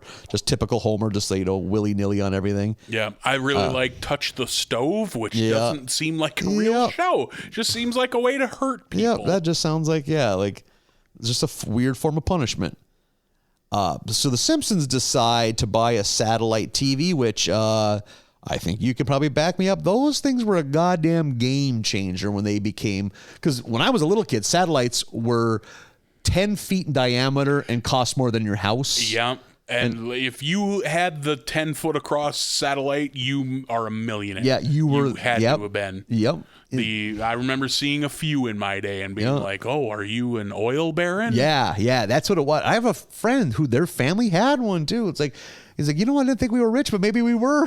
Like, I think maybe the monthly wasn't that bad, but I know the entry cost was like $2,000 in the 80s. For that big fucking dish. Yeah, like weighs as much as your pickup. Yeah, you got to pour cement to. I never remember seeing advertisements for satellite. Like, hell no. Who set that shit up? Who came to your house? No idea. What a weird mom and pop business to own. Like, ours came along in, I'm going to say 1997 and changed my fucking life. Yep, my parents got one right after I left the house, which was perfect. Beautiful timing on their part. Yep. I remember my dad bought it. He came out here to this side of the state, the eastern side of North Dakota, to haul sugar beets one fall. Yeah. There was a run where he did that every fall. Yeah. People back home did that too. Get a big payday. Yeah. And he brought it home, and then I think was gone one day, and my mom was like, I'm going to shuffle up on the roof, put up that fucking satellite dish. You want to do that? I'm like, yeah, I want to do that. Let's do that right now. Yeah. And then kudos to her for being rad. I believe WCW Starcade 97 was like that night. Yeah. And I was like, can we watch that? She's like, I don't see why not. And you called the place to order it. Yeah. You had to order pay-per-views on the phone. So great. And watched Sting versus Hogan that night and thought it was the best shit ever and never stopped ever since. That was there was my life before Starcade 97 and after Starcade 97. God, yeah, they were so great. And then Primestar, it's hard to even remember this. For some channels, Primestar only offered it during certain hours of the day. Like, you would have to patiently wait till like 4 p.m. for MTV2 to kick on. Weird. Like, there would be just this weird holding pattern screen. Like, MTV2 will come back on. I don't know. Looking back, I wonder if like they offered a premium package that would allow it to be on 24 hours. All the time, sure. Yeah, fuck. That's fucking weird. Yeah. I like that Bart asks for satellite TV and Marge says, "Get back, Hunky Cat." Yeah. Which I really laughed at. Yeah. And of course, Homer is all about it. Him and Bart, they, to their credit, they really, really take advantage of watching it. And they really do a deep dive. And there's a great interaction with Ned here where Bart is like, or Homer is like, "Oh, look at that. I got a satellite TV dish." And Ned is like, "Oh, I'd love to come over and watch that God channel, the church channel. Pray-per-view? Yeah. I'm over here. I'm stuck over here watching pray-per-view." God. Fuck. And Homer just wants him to be jealous, and he's just so happy for him. He's just legitimately happy that Homer got a satellite dish. So we get a lot of gags of just Homer and Bart watching endless hours of TV, and Lisa just keeps reminding Bart, "Hey, are the achievement tests are coming up?" And Bart is like, "Whatever." And then it comes time to take those tests, and they have it's like a lyceum, kind of like an awards thing, and they announce that Lisa has done so well in her test, she's going to jump up to the 3rd grade, and everyone's cheering for Lisa. And Bart says something to embarrass her. Do you recall what that was? Yeah, well, she got diarrhea when we went to somewhere. I forget what it is. But just what an asshole. Just because Lisa's getting some shine, you know, like. So then Skinner's like, "Well, I wasn't going to do this, but come up here, Bart. I was going to tell you in person, but since you're such an asshole, I'm just here to announce you have been moved back a grade. You've been held back, dropped down to 3rd grade." This Lyceum we can't cruise by without mentioning MC Safety and the Caution Crew. Oh, fuck yeah. Which, god damn it, did I laugh at. Them just doing a fucking rap song about crosswalks. We got a handful of ridiculous Lyceums. I bet if you live in a more metro area, you got cuckoo banana shit like this all the time. Like we'd have one bigger one a year, maybe 2. I think I've told the story maybe about like the time they booked that scared straight prison guy to come talk to us, but I think he usually talked to like high school juvenile delinquents. He was talking about keystering things, like sneaking shit up his asshole to literal 9-year-olds. Like, so yeah. Yeah, we just got like twice a year a fucking highway patrolman would come in and show us horrifying footage and photos from highway crashes. You think you're funny? It's like, I'm 11. I can't drive. I can't even drive. Like, why are you doing this? Why are you making me sad? You and think scared? Motorcycles are cool now? I mean, yeah, but you think what's left of this guy's torso thinks they're cool? Look at that. His head split open like a honeydew. Look at it. Is that what you want? I brought his head. Look, I brought it with me to the speak. This guy died on the way here. Pass that pillowcase around. Take a peek inside. All these kids just turning white. Oh, God. 1 out of like 20's weirdly too into it. Like, you got any more of these photos? Yeah. Son, you got to have to come with us. You got someone else that needs to talk to you. We have a one-on-one Lyceum for you. Always our favorite part of the Lyceums was that our math teacher could fall asleep at the drop of a hat. and she would be sitting there kind of at the end of the row watching the kids and just snoring like a bear. So great. So in your school, a school as small as yours, did they hold anyone back or they just hustle you through? Were there kids that were held back? I don't think anyone ever. Well, that's great. That might not be true. I feel like there's a kid in the class above me that got held back in his elementary days. Oh, yeah. We had a tiny school by us closed down, and I remember 2 kids were immediately pushed back. "Oh, you're not ready. Why were they still ushering you out the door? You should have had at least 1 more year." But I had one buddy that got held back because he was like one of my first grade really good friends, and he got held back. Man, Sky, shout out to my buddy Lane, rest in peace. He, because we used to always joke that was the year he lost a birthday. Because Lane's not our age. He lost a birthday. You get held back. Them's the rules. He's a year younger than us now. I think there was one kid in like early high school, like maybe freshman year, who was on the verge of getting held back, but then just dropped out. Like, just saw the writing on the wall and took the money and ran. Yeah. God, I forgot about kids dropping out of school. It was rare for us, but there were kids that dropped out. That's the only one I knew. Yeah. That one. It's from funny. My class. You grew up in a bigger city. There's kids. I mean, you probably weren't friends with them. You're a huge high school and shit. Like multiple kids dropping out, you know. Yeah, like, just fuck this. Yeah, I don't get it. Yeah. High school is just too much fun. And what else was I going to do? Yeah, so my mom was going to let me just go join be a carny and go see the world. Like, no. No, you had to get well into your 30s to be a fucking carny doing this. Yeah. I had even skipping school, and I know we discussed it, just like, what am I going to do? Sit at home, watch the fucking corn grow? No. Right. Be in school acting like a fucking shithead with all my shithead buddies. Yeah, I'd way rather be in school than at home.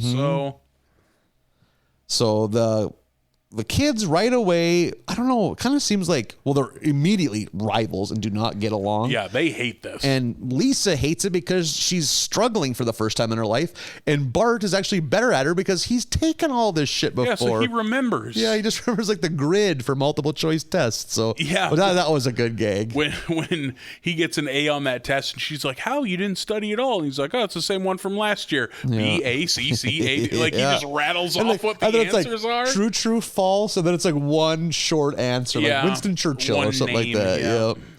So they are still not getting along, and they're kind of always forced to be partners in any kind of group activity. And then they are getting sent on a class trip to Capital City, which I enjoy because we got that Sinatra-esque Capital City song. That is a deep dive. That's a jam. 9-10 seasons prior. Like, that might have been season 2. Yeah, that was early on. A long time ago. And I don't know. I have a weird nostalgia. We didn't have many school trips, but it was just because it was exciting. It was different. So I enjoy the vibe of these episodes where they do a school trip. And yeah, me too. They were few and far between, until you got into high school and you started going to livestock judging competitions every Saturday for 5 months in a row. Relatable content that I can bring to the show. Just like what most kids grew up doing. Yeah, the FFA bus leaves at 3:30 in the morning to drive 8 hours to a livestock judging competition. Grooming a heifer on the back of a school bus. Oh, Dylan's got a Mountain Dew bottle full of vodka. That seems like a bad idea. Dylan's a wild card. He's handling poultry. They got weak bones. I guess we're just gonna listen to this Kid Rock CD turned down real low because it's got all the swears in it. Good times. I remember being on a school trip. I don't even know what it was. And someone brought a VHS copy of the movie Nick of Time. And that's like a complicated thriller. It's like, why are we watching a movie that has complex plot points? We're in a literal riot on this bus right now. Wait. Turn that off. Wait, how are you watching something on a bus? There was like a tiny little CC. I think it was for the sports teams. We got to ride on the good bus once. And they had a tape, which I'm assuming so the football players could watch tape when they traveled. Jesus. Yeah. You guys had a bus with a VCR in it. Yeah. That's the most... That would have blown my fucking mind when I was a kid. Yeah. Big things popping. God damn it. We were lucky to have a bus with heat in it. Yeah. Are you sure it was even a bus? Or a radio. I was going to say, was it a sleigh? God damn it. I didn't know such things was out here. You clever, a sleigh with enough tarps. It feels like a bus. Everybody on the school meal. Yeah. Put the hot coals in your pocket to keep you warm. Oh, God. Everyone get their baked potato down the front of their drawers. It's a long way to Dickinson. God damn it. So they're giving like a tour of the Capitol building. I did like the gag where it was the giant glass mural of the state bird eating the state pasta. Yep. That was a good gag. It was like the potbelly swallow and bow tie. Bow tie is the state pasta. That's a weak ass pasta to be your state pasta. You can do better than that. I did like the gag of why is there state everything? There is almost everything. State flower, state bird, state rodent, yeah. State motto, yeah. Can you think of the North Dakota state bird? Nope. Western meadowlark. Oh, I should have known. As soon as you said meadowlark, yeah. Can you think of the state motto? There's kind of two. It's kind of up in the air. We only have a definitive one. Whites only. Yep. That's not the unofficial, the official. I'm not sure what the official is because I think it's jumped between the Flickertail state and that's not a motto. The Peace Garden state. Neither of those are mottos. Those are titles. Maybe. Well, I think they call it the state motto, though, don't they? Or maybe not. I don't know. You're probably right. Yeah. I don't know any of this shit, but I do know that neither of those are mottos. Was your hometown technically in like an unincorporated territory? It was like living in international waters. If you look at the map, it's just one big section just says west. Yeah, if you read this amendment, we're just considered a wasteland. Yeah, we're technically just a territory. I don't. I guess they're just waiting for England to take us back. Neither of those are mottos.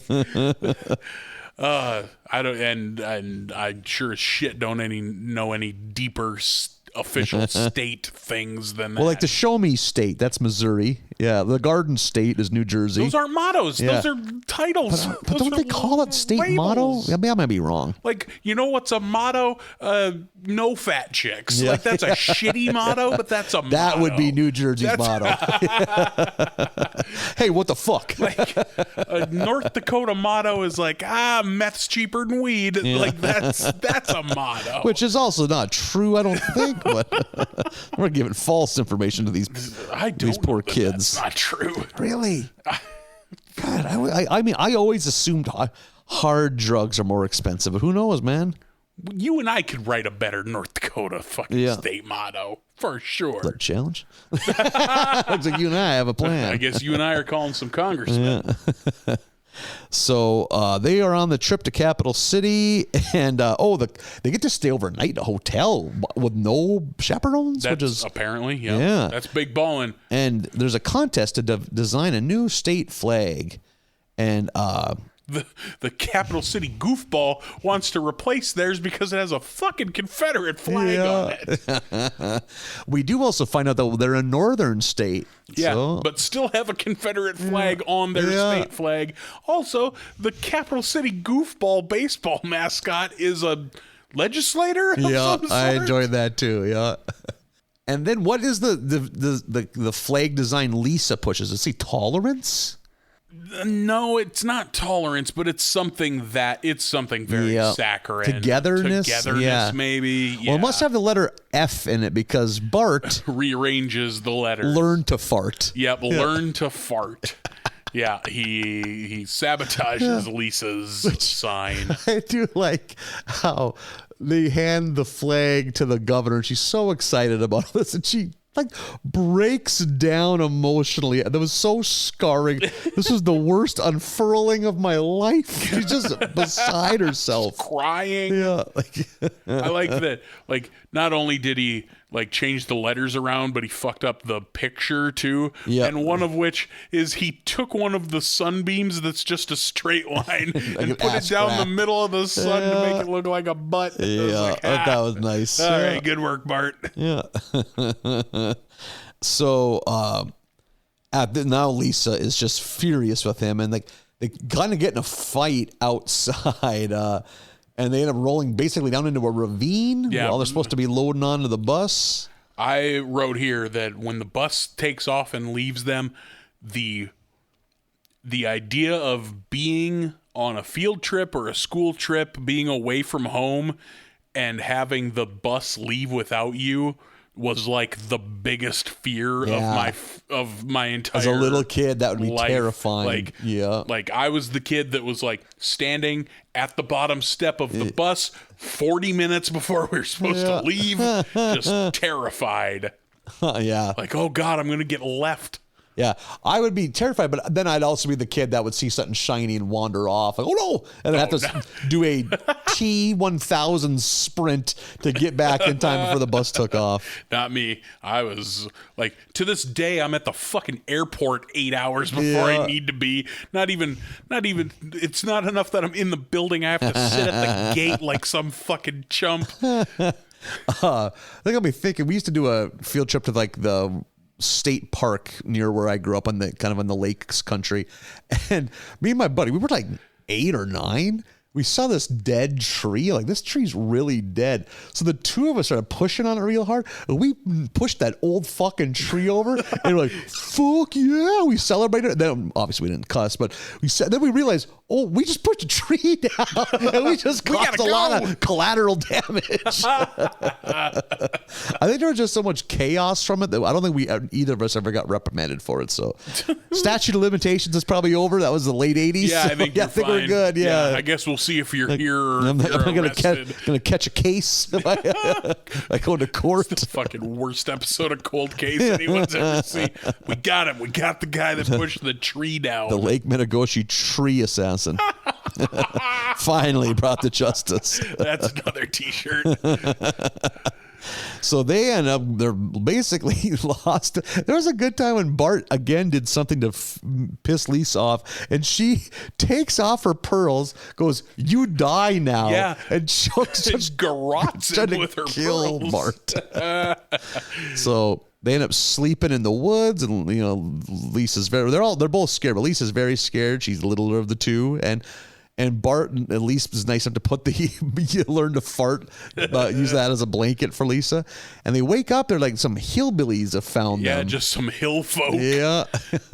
Which adds all manner of questions to where we are, because they're not that far from Capital City. Yeah, exactly, yeah. But we just learned that Capital City fought for the North, yet here are the most southern hillbillies. Most Appalachian monster people, yeah. Like, where is this town? What was it? The dad claimed he got lost on a field trip and married a bear. Yeah, like the patriarch of the family is just like, I wandered away and married a bear. And the woman is like, for the last time, I'm not a bear. They've been married all these years. So they get a ride into town. By this point, Skinner's already let them know that their kids are lost, and he pretty much presumes dead. And fucking added to the wall outside the school, the fucking Vietnam wall they have for kids that have been lost on field trips. So great. Oh, God, that was a good joke. Yeah. That was, And then they kind of get saved, and that's really it, Yeah, the hill folk take them back to town in their fucking like Beverly Hillbillies car. I don't know what to call that car. Yeah, that kind of jalopy. pop and whistle, yeah. But I get we're missing one thing is Skinner's like, "Hey, Lisa, do you want to go back to being a big fish in a small pond?" She's like, "Yes." Yeah. And hey, Bart, you want to go back to 4th grade so we can get you out of here quicker? And he's like, "Yes." So all's well that ends well. Status quo. They all cheer. Yay, the status quo. Yeah. Yeah, that was a fun one. I really liked that one. That may be my favorite of the bunch. I think you might be on to something there. I did like that one. Episode 4 of The Simpsons is Large Marge, which is a reference to Pee-wee's Big Adventure, if I'm not mistaken. I've never seen it. On a night just like tonight.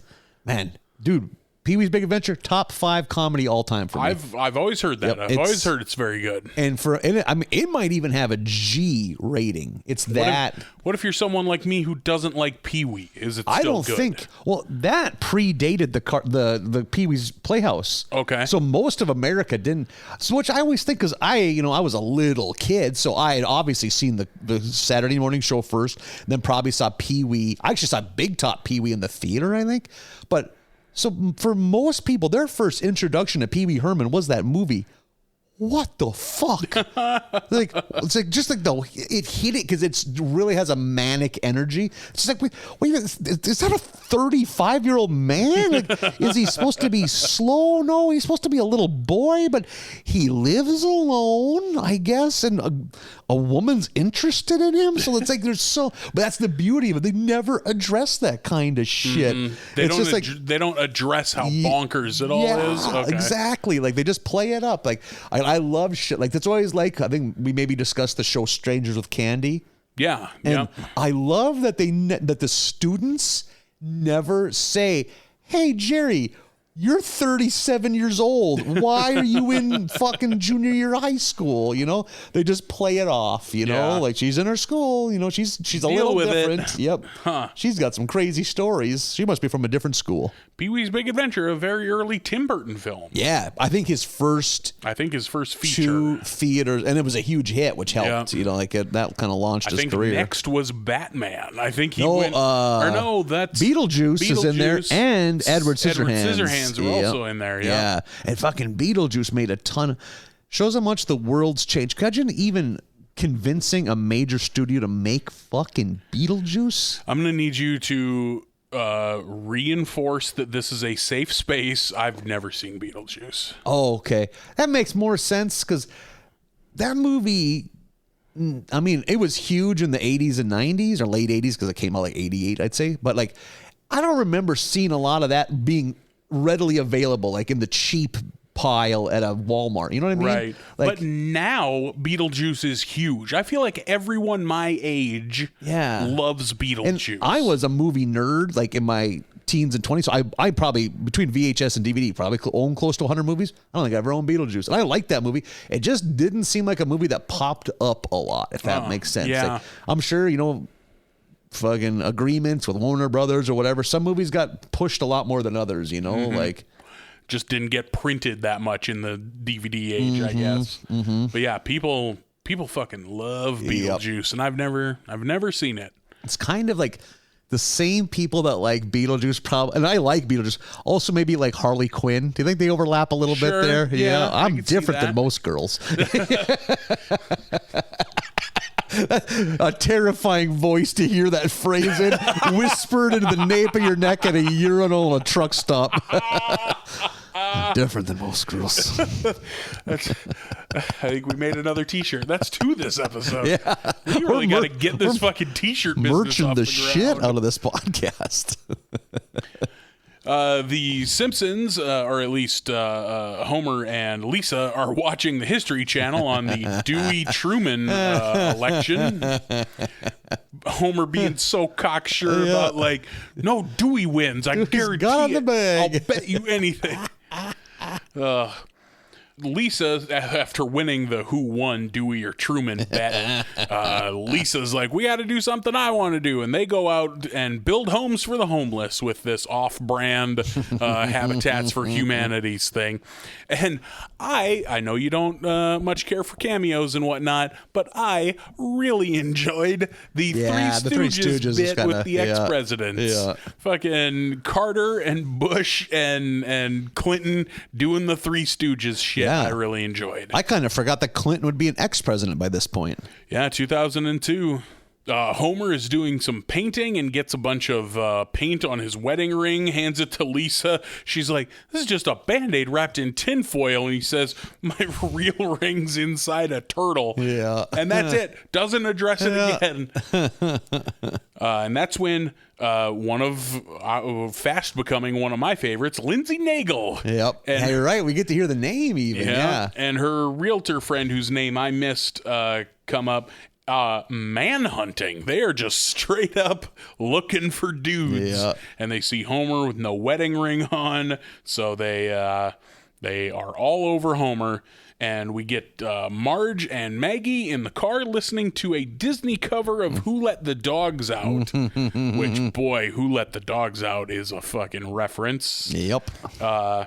And Marge is enjoying the shit out of it and says, that's good satire. Yeah. It doesn't hurt anyone. Yeah. And Maggie is even not a fan. Yeah, Maggie. This music is too lame for Maggie. Yeah. Marge sees Homer with the 2 women, assumes he's flirting.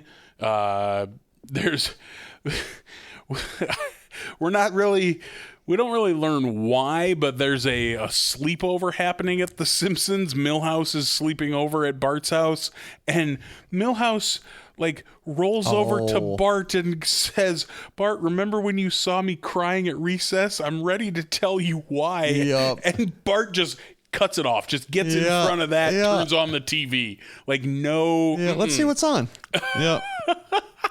That was about to be a very tender Milhouse moment, and Bart shut it down.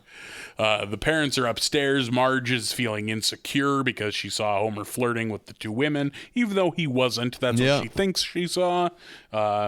Bart turns on the TV, turns on the old 66 Batman, and we get Adam West's voice and maybe the other one. Burt Ward, I never remember. And they learned that Krusty was a villain on that show. Nice touch, yeah. Yep, that was fun.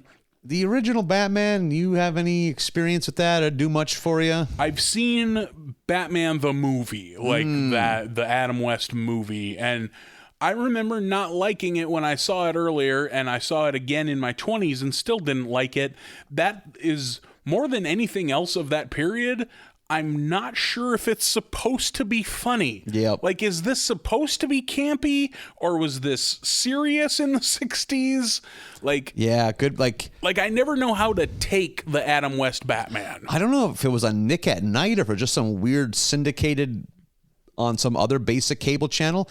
When I was young, that was part of like, it was on the air quite a bit, just as like filler. It was sort of super cheap. Like, yeah. And like I wonder if I looked at it with adult eyes, maybe I could appreciate the camp value of it. But like as a kid, it's like, this is hokey. This is lame. Yeah. This is stupid old people stuff. And I bet if you made me guess or made me bet, I bet that it was supposed to be dumb and campy and cartoonish. Yeah. Like Adam West running around with a literal round giant cartoon bomb with a lit fuse on it. Yeah, good point. Holding it above his head, running around. Like, that has to be camp. I wonder if there wasn't like a Batman and Robin newspaper comic strip back in those days that was way more tame than what the comics had. Yeah, that was a common thing back. There was like a Superman strip for years. Archie comics had a long running, like just a weekly strip too, just because that was a big market you wanted to tap into back in those days. So, and I bet that by the time I saw that Adam West Batman movie, I bet I had seen Batman, Batman Returns, and Batman Forever. Oh, so really? Like that was, I'm sure, my barometer for what Batman is. Well, I was the right age for Batman. I was like 10. I was just like 89. 9 or 10 then. Yeah, it was so good. I mean, had to come back to the Burton ones. So my Batman is Forever. Awesome. My Batman is Val Kilmer. Yeah, that's the one I've never seen. Oh, it's great. Yeah. I'll stand by it. It might be nostalgia fogging my judgment, but Tommy Lee Jones and Jim Carrey. Yeah. Okay. As Two-Face and Riddler, it's extremely cartoonish and bright neon. Like, because after Batman Returns, they threw fucking Tim Burton out. They're like, what do you do? Like, we got to sell some toys. Sell some Happy Meals. You can't have Michelle Pfeiffer in gimp gear for 90 minutes. Like, we got toys to sell. And looking back, like Danny DeVito's Penguin is terrifying. Nightmarish. If you woke up and that thing was toddling towards your bed, you just saw it backlit, you would never stop screaming. Just drooling black and muttering to himself. Oh, my fucking God. I would either die of a heart attack or I would punch until I punched through it. Like, because he was pretty soft. There's like those bones. So they brought in Shoemaker and they're like, lighten it up. You have to make this. And he swung so hard the other way. Like the Shoemaker Batman films are fucking cartoonish. Yeah. We're lucky they don't have like 8 dog nipples on that goddamn Batman. I thought I was being restrained by only having normal human nips on this thing. I will stand by Batman and Robin being garbage, but I will stand by Batman Forever being pretty good. Yeah. I saw Batman and Robin roughly when it came out. To this day, again, maybe I see it under new, adult eyes. Maybe I would get the fun of it, but like, I remember thinking, this is the worst movie I've ever seen. I remember thinking, like, this is insanity. Like how can this be real? Like, Batman and Robin's bad. Yeah. Good soundtrack, but I think even the Batman Forever soundtrack has a couple bangers on it too. Yeah, I'd believe one that. Goes and looks back at it. Yeah.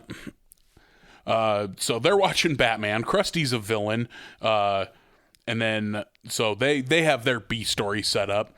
Marge is talking to Apu's wife, whose name I can't remember. Oh, Manjula. Manjula. There you go. And I like that she starts the conversation with "Hey, remember when Apu cheated on you?" Just the tactlessness of Marge is so good. Yeah. And this leads to Manjula like grabbing at Marge's flab, which is Marge isn't flabby. Yeah. But convinces her that she probably should get liposuction in order to stave off this flirty wandering Homer that isn't real again. So Marge goes in, gets to get liposuction, comes out of the gas, and there was a mix-up. She didn't get liposuction, but she got big old fake knockers. Yep. And then when they're revealed, when that plastic surgeon takes a look. Like, what is it? He says, "Great Ceausescu's ghost. Are those real?" Like, which is very good. I think Ceausescu, wasn't he like the ruler of Cold War Romania? Beats me. Like just some random Eastern Bloc dictator. And Marge is pissed. She's like, I didn't want these. This is not. And he's like, well, I got to wait 48 hours to take him out for no reason. Like, that's not a real thing. But come on back and I'll take him out. And she's like, yeah, and my husband will really give you the what for. And I love his attitude of like, yeah, your husband will really he'll be hate devastated. him. Yeah, he's really going to hate those new boobs. Yeah. We get to the schoolyard where Bart is attempting to reenact what they saw on Batman, which is he ties Milhouse to the carousel, ties the other end to the fucking bus. And Otto's all about it. And then just ripcords poor Milhouse. He's spinning around on the carousel, which eventually, of course, comes unscrewed from the ground and goes flying. And then in a what I thought was hysterical few seconds of comedy, it knocks down the flagpole in front of these veterans. Iwo Jima veterans. Yeah, Iwo Jima veterans. And they get it set up. We do just a little short gag of them holding their pose, like the Iwo Jima photo, and then it gets knocked over again and hits the ground. Flying, runs over all of them, and then Milhouse comes stumbling off the carousel and vomits all over the flag. So ridiculous. Oh my God, that chain of events was hysterically funny. Marge is at home adjusting to her new huge cans. Yeah, can't lift Maggie up. Can't lift up Maggie. Can't open the cupboard door. The Jessica Rabbit-esque drawing of Marge is funny in and of itself in this episode. It has to be weird when you're like a teenage girl and all of a sudden, I mean, not everyone does, but like just all of a sudden a summer passes and you just have giant tits. What a weird thing. Like now before you were just a little kid and now there's grown men staring at your tits in the mall. Yeah. So fucking weird. It's gotta be bizarre. Like, and just kind of like the weird power you have over men. You know how weird the dynamic it is? Like, God damn it, puberty's a mindfuck. Like, what a crazy thing. And like, try to learn to wield that power properly. I think more often than not, I think they're almost ashamed and kind of like scared and like want to cover up more. Yeah, like I think those early big years sweatshirt stage, because looking back, there were a couple girls that were loud and proud. God damn it, God bless them for having the courage to do that. Look what I got. Yeah. Or think about the guys too. They're always awkward and kind of hunched over because it's like, I used to be 8 inches shorter. Like, why do I look like my uncles now? Like, boy, that felt like that came from the heart, Nathan. Yeah. I don't know. No, I'm not really though, because I never did have that crazy growth spurt. I think we've discussed. I just had this slow and steady. Yeah, and same about here. 17, I petered out. I stopped growing. I don't remember like any changes. Yeah. I don't remember getting taller. I don't remember getting nut fuzz. I don't remember none of that. I think I just sneezed hard once and I had pubes. I don't remember having buzz cut bush. I was always a full patch. Just one big. Happened in class. It's like an airbag going off. I don't think these sweats are insulated anymore. I think I blasted off the insulation. I think I tore my Hulk Hogan underwear. Just Lenny Kravitz into manhood. I got a hunch though that the guys that had that brutal puberty, they're the ones that got huge horns. Like we're like there's their dicks pushing through their pants. Like, oh my God, what's happening? I just had a fresh out of the package adult dick and just never got hey, I had a bad dick for a 13-year-old. I was like, well, boy, as a 23-year-old, this is not up to snuff. I love the idea of puberty happening like the werewolf transformation in American Werewolf. There were some in kids that it had to be like that. Just painful. 5-minute ordeal. I remember having my voice kind of crackly clean breaking for a little bit, but some kids, it was like, Mr. Wembley, it happened again, like we Like see in The Simpsons. teenager, Yeah, like from The Simpsons. or just like, yeah, they're just like all of a sudden they're 1/3 Adam apple. It's like, what the fuck, you know, like those fucking big, like I can immediately think of like big Adam's apple having fucking nightmarish puberty guys in high school. Like, yeah. The big gangly guys that went through that pit, they got the big horns, but like women, when they talk about like feet sizes, like, you know what they say about a man with big feet. It's the fucking, if they look like they're just like everything grew too much, they're horned too. Yep. Like, if they're all sorts of weird Adam's apple and ears. Yep, just nothing but knuckles and elbows from toe to top. Yeah. Yep, just fucking... Yeah. Got to shave every day. Yeah. If you know a guy that has a hairy neck, like into his chest hair, good chance he got a big horn. Good chance. So, man, just looking like a stack of stripped clean chicken wings. Yeah. With their big old cranks walking around. Yeah. I wasn't one of those kids. Yeah, still aren't. Yeah, I'm just a block of cheese. I'm just shaped like government issued cheese. Whew. Skinner is going to come down on Krusty because Bart immediately, when they get in trouble for the carousel and the flag puking, Bart's just like, well, I saw Krusty do it on TV, so Skinner's going to come down on Krusty. Yep. Homer, big fan of Marge's new cans, which we all saw coming, of course. But all of them, but she in particular, gets preferential treatment at Luigi's. I like when we see Luigi.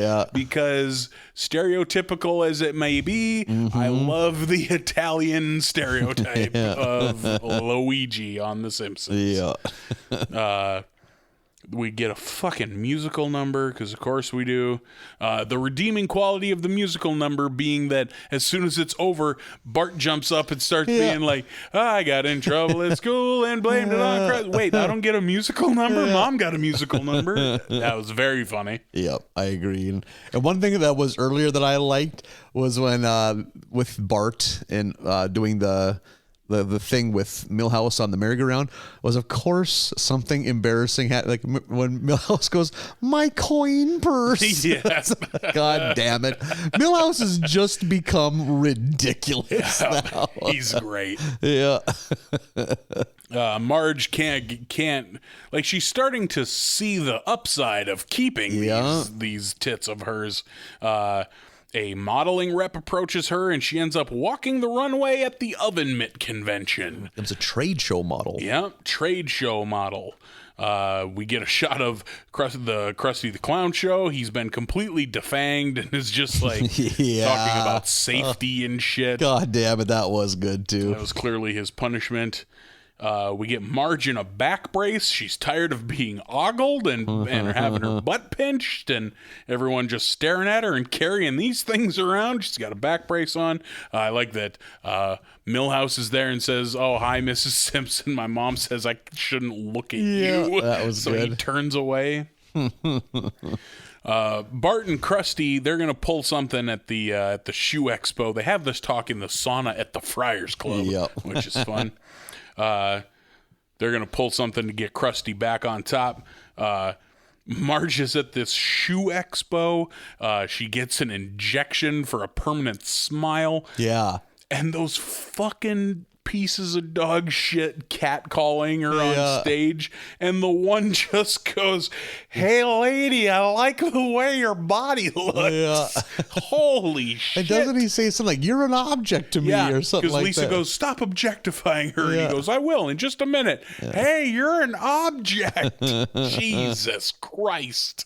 I love the forthrighteousness.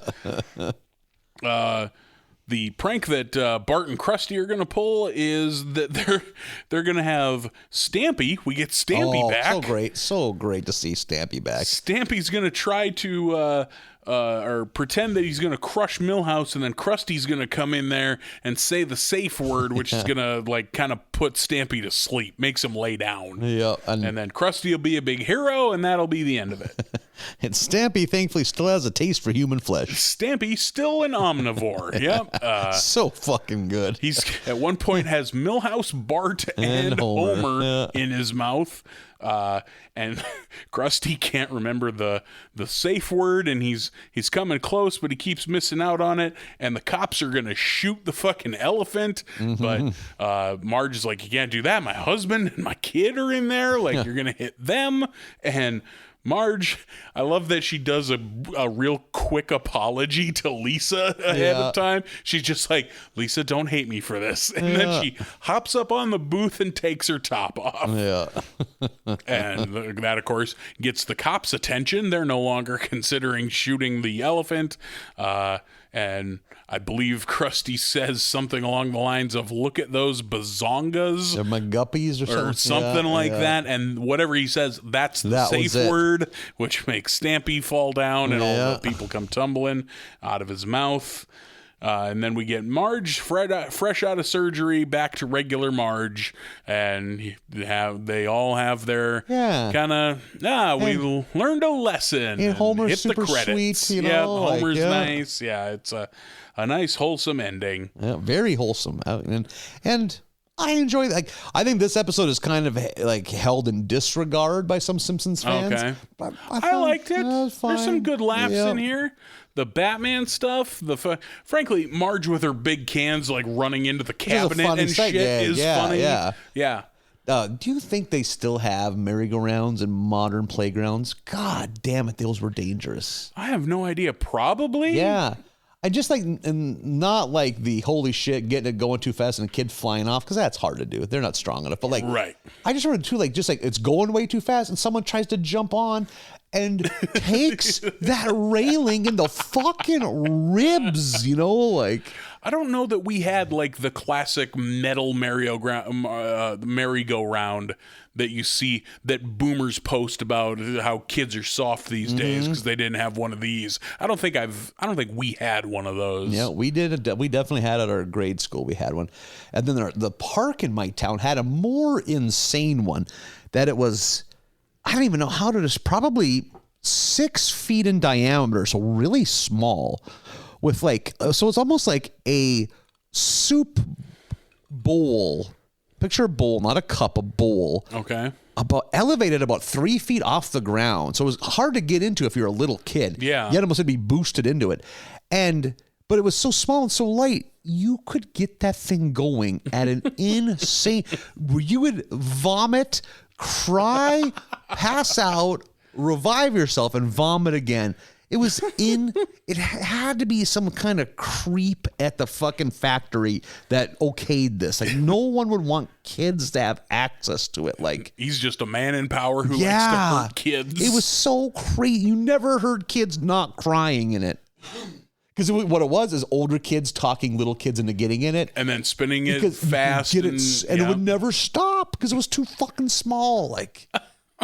Like, there should have been a park emergency meeting about that thing. Like, I'm thinking back, our playground was pretty fucking half-cocked. Our playground was like 2 slides and some monkey bars and like 4 swings and a basketball hoop. Oh, I can almost picture my K through 3, our grade school, K through 3 playground. You walk outside, immediately to your left would be a long metal series of swings, probably like 8 to 10 swings. Then a big open lot where giant games of like 30 on 30 soccer or football would happen. Yeah. Then a jungle gym that was just metal, just climb up and down, just a series of metal crisscrossing bars and like rounded shapes, so like just this big metal jungle gym. Then a little bit of open ground with some gravel for like trucks would back into coal, because burning coal back in those days. Then there was a basketball court. Then there was a slide, which a fucking insurance company would laugh so heartily if you tried to get. It was insane how fucking steep and rickety that thing was. Same with both of our slides were like don't rock it. Yeah. Also, it's polished metal, so it's 1,000 degrees because the sun shines on it all day. Yeah. And we're dumb fucking kids, so we're going to throw rocks on it too. Yeah. Fuck, I forgot about how hot it would get. I always think about how dangerous it was in the winter. Everything's covered in fucking frozen and fucking everything's icy. Like, yeah. Then there was the merry-go-round in the other corner. And then we had this big wooden, no, I'm forgetting, there's the monkey bars.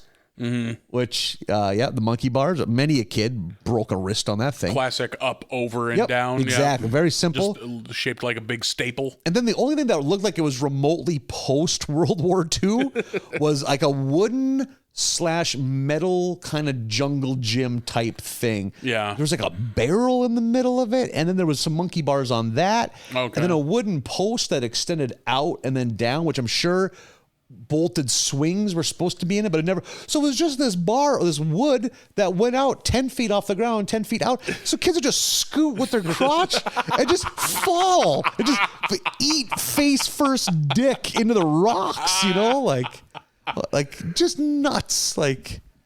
And two women puffing Camel Lights, not paying any attention. And then there was a wall you would try to kick balls over the school, which if they did see you doing that, you'd hear about it.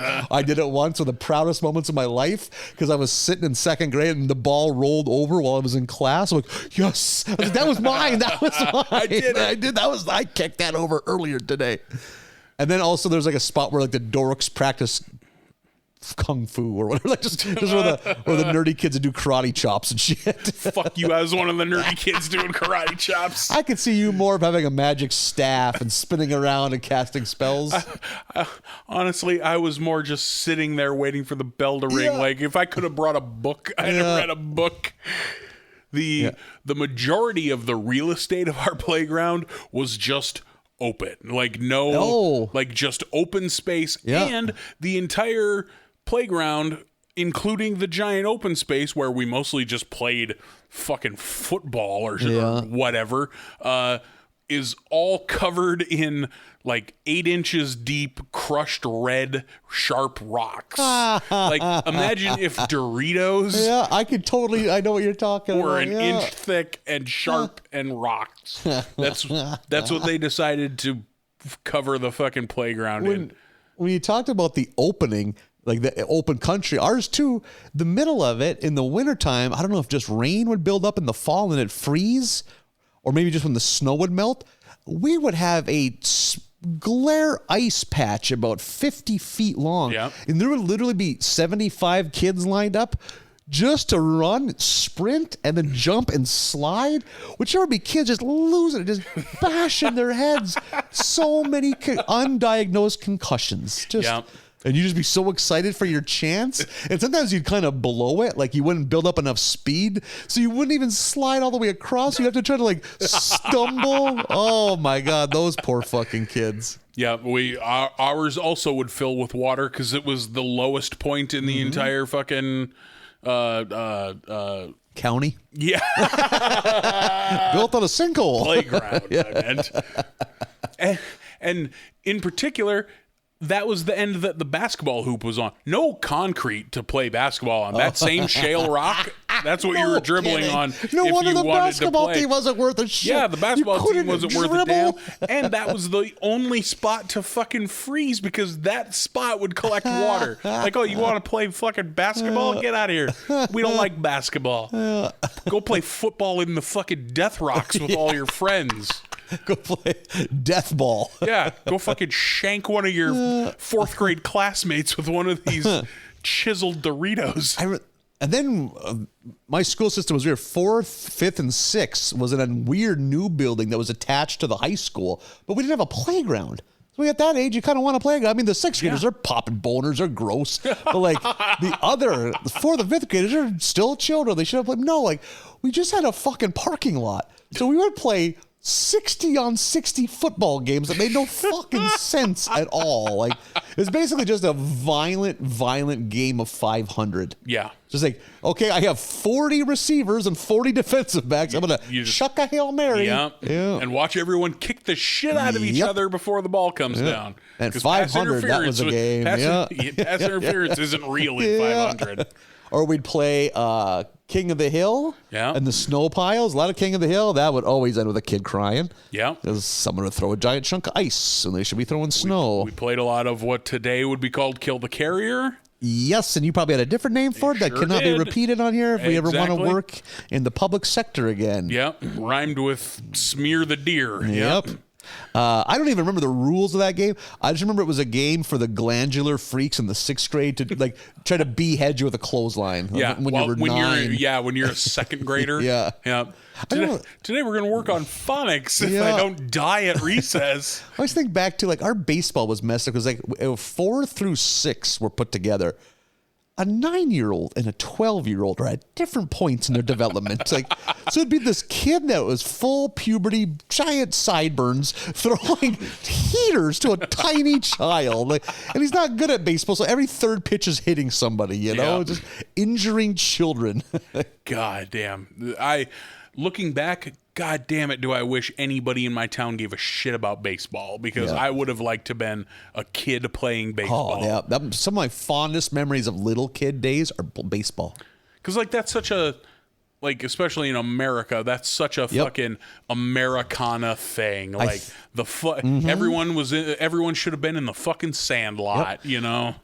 I think I've brought up, there's certain times in the summer where I'm outside in the mid-afternoon where, like, I think it's almost like the clouds or those big fluffy, I don't know my clouds anymore, or the temperature's at the right temp. I just get this feeling, this nostalgia gut punch of like, oh man, I remember getting dropped off and walking with my beat up baseball glove to go play I'm gonna be so much joy. Yeah. And then just had the crushing realization I'm never ever gonna feel that joy again. Just like, oh my, I just loved it so much. Like, oh man, because we played game, like we've discussed, I am super competitive. I love games. Like, it's like, oh fuck, are we gonna win today? Am I gonna do well today? Oh, there's so many things that could happen, you know, like.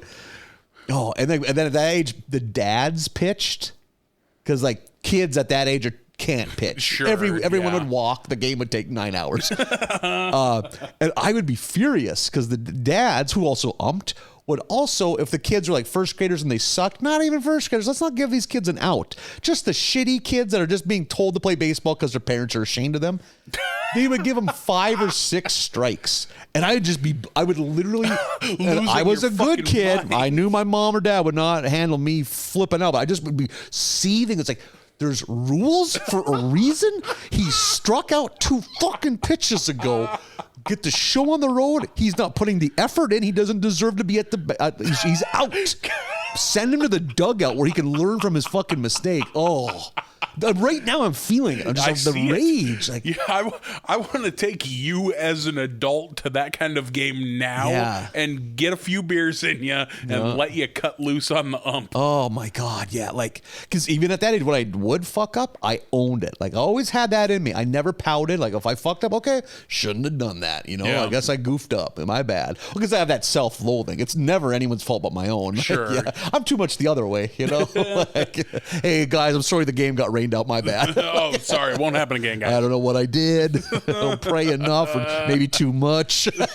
I just didn't want that kid to get 7 strikes every at bat. I think I said God damn under my breath and God's mad at me. Now I'm not getting Christmas. I played, I'm going to say I was 8-ish, 8 to 10, somewhere in there. Yeah. There was T-ball for the little kids, and I played 1 season of fucking T-ball, and I don't think I ever hit the ball, and they stuck me out in center field somewhere where I would be in the least amount of the way. Yeah. And I remember this is one of those memories that just flares up every so often. I remember a fly ball and right to me, and I remember catching the ball and then not having the wherewithal of now you have to throw it infield. Because people are rounding bases right in front of my eyes, and I'm just so fucking proud I caught this goddamn ball, and nobody just smiling, waving at your mom,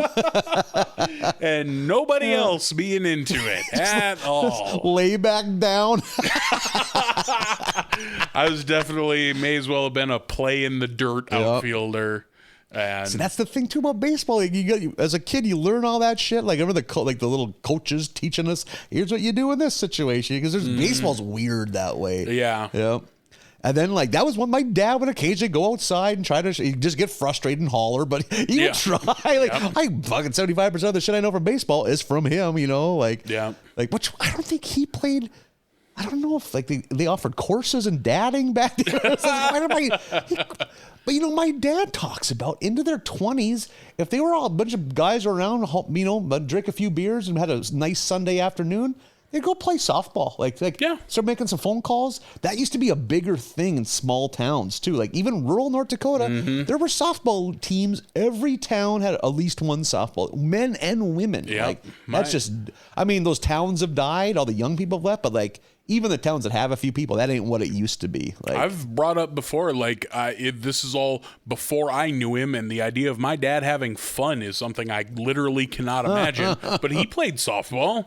And all those guys played softball. And then, but I think they all had kids and all stopped having fun. Like, it's not just my dad. It was the dads of the area. Like, they all stopped having fun and just went to the bar. Like, that became that became the new recreation, was let's get blotto drunk every time we're in town. Which that was, my dad was never a bar guy. Episode 5 is Helter Skelter, or no, remix. Episode 5 is Helter Shelter. Homer gets free skybox tickets to a hockey game after getting brained by a pipe that fell at work. That was a good, again, holy shit, what a lack of Mr. Burns. Yeah, we haven't. Just didn't dawn on me till now. Like, this is his first appearance. We saw him as a fox for like 2 seconds in the treehouse. But I feel like we got some pretty decent Mr. Burns in season 13 or 14. What 13. Fucking season are we? This is 14. We got. I feel like we got a fair amount of Burnsy last season, so hopefully we just haven't gotten to it yet this year. Sometimes the absence makes the heart grow fonder. I love the like them standing over unconscious Homer, being like, he might sue. He could hold out for millions, and immediately smash cuts to, woo! They gave me skybox tickets. And I like them now ragging on hockey. Like, hockey, and everyone's furious. They're so bummed that they have to go watch hockey. Have you ever had like Gucci tickets to anything before? Like, I've had Gucci tickets to the hockey here in town because we have a, what do you call our hockey team? The Fargo Force. They're not the majors. They're not even. They're an independent minor league. Okay, I've had skybox tickets to that. And I've had, man, what else? Like like we talked about last week, front row seats to the Blue Man Group. Like for fucking all of my time in radio, I was always free concert tickets and backstage access during all the rock shows. I've never had backstage access at a. It's never what you think it is. It's like, never cool. Like, you know what the band wants? You to leave them alone. Like, so rare am I at a show where I care enough about the artist that I want to meet them. If that makes sense? Yeah. Well, because most of the bands I like, it's like, okay, I like them, but like, the ones I like are usually so small that they're just outside the show selling their merch. Yeah, like, it's not a... Like, I've gotten to meet a handful of... I got to meet Robert Ellis, who you appreciate. Like, yeah, I like Robert Ellis a lot. He's like a hillbilly Billy Joel. Hillbilly Joel. There we go. Any justice in this world, he would have had 7 hit singles off that last album. But Nobody Smokes Anymore is maybe a top 15 song of all time. I love that song. A monster hit in 1977. Oh, would just for been sure. Everywhere if that would have came out in 1977. There's your homework. Robert Ellis, Nobody Smokes Anymore. The Texas Piano Man? Yes, is that album? That's the album. Yep. It's so good. Yep. But yeah, I'm trying to think. Oh, I had once, I just stumbled upon an amazing deal on Craigslist. I got crazy tickets for a Timberwolves Celtics game. Oh, right. It was one of those like perfect storm. It was like a Wednesday night in February. The Wolves were terrible. What, the Wolves terrible? Yeah. I can't imagine the Timberwolves. For those that of don't Minnesota basketball? Yeah, exactly. Like if you're not from America, you might not even realize they're an NBA franchise. If you're from America, you might not realize they're an NBA franchise. Fan, you might not realize that. But yeah, it was like a Wednesday in February, and just enough of the sheen had worn off of Kevin Garnett no longer, or he'd been gone from Minnesota enough. I was about to say, was he still a Timberwolf or a Celtic at this point? He would been, but it was late enough in his run that it wasn't like, standing room only. Yeah, every ticket's $1 billion. But it was, it was weird. Like, it wasn't courtside. It was behind one of the hoops, and there's like 4 rows of chairs, which you see in every game. Yeah. But then there's like a landing, and we had a table with a computer screen on it. It was called a Loge seat, Loge, and it had with stats. It's like, who wants this? What year is it? If I want to, I can look up on my phone instantly. But there's a fucking flat screen TV with all the stats. We have big, nice, comfy chairs, and like a 7-foot long table, like a buffet table for 2 of us. So it was nice to have all that room to move. Yeah. And your own server, it was unlimited food and drink. And she, an angel, and the lady even messaged me, you're probably going to have whatever her name was. She's great.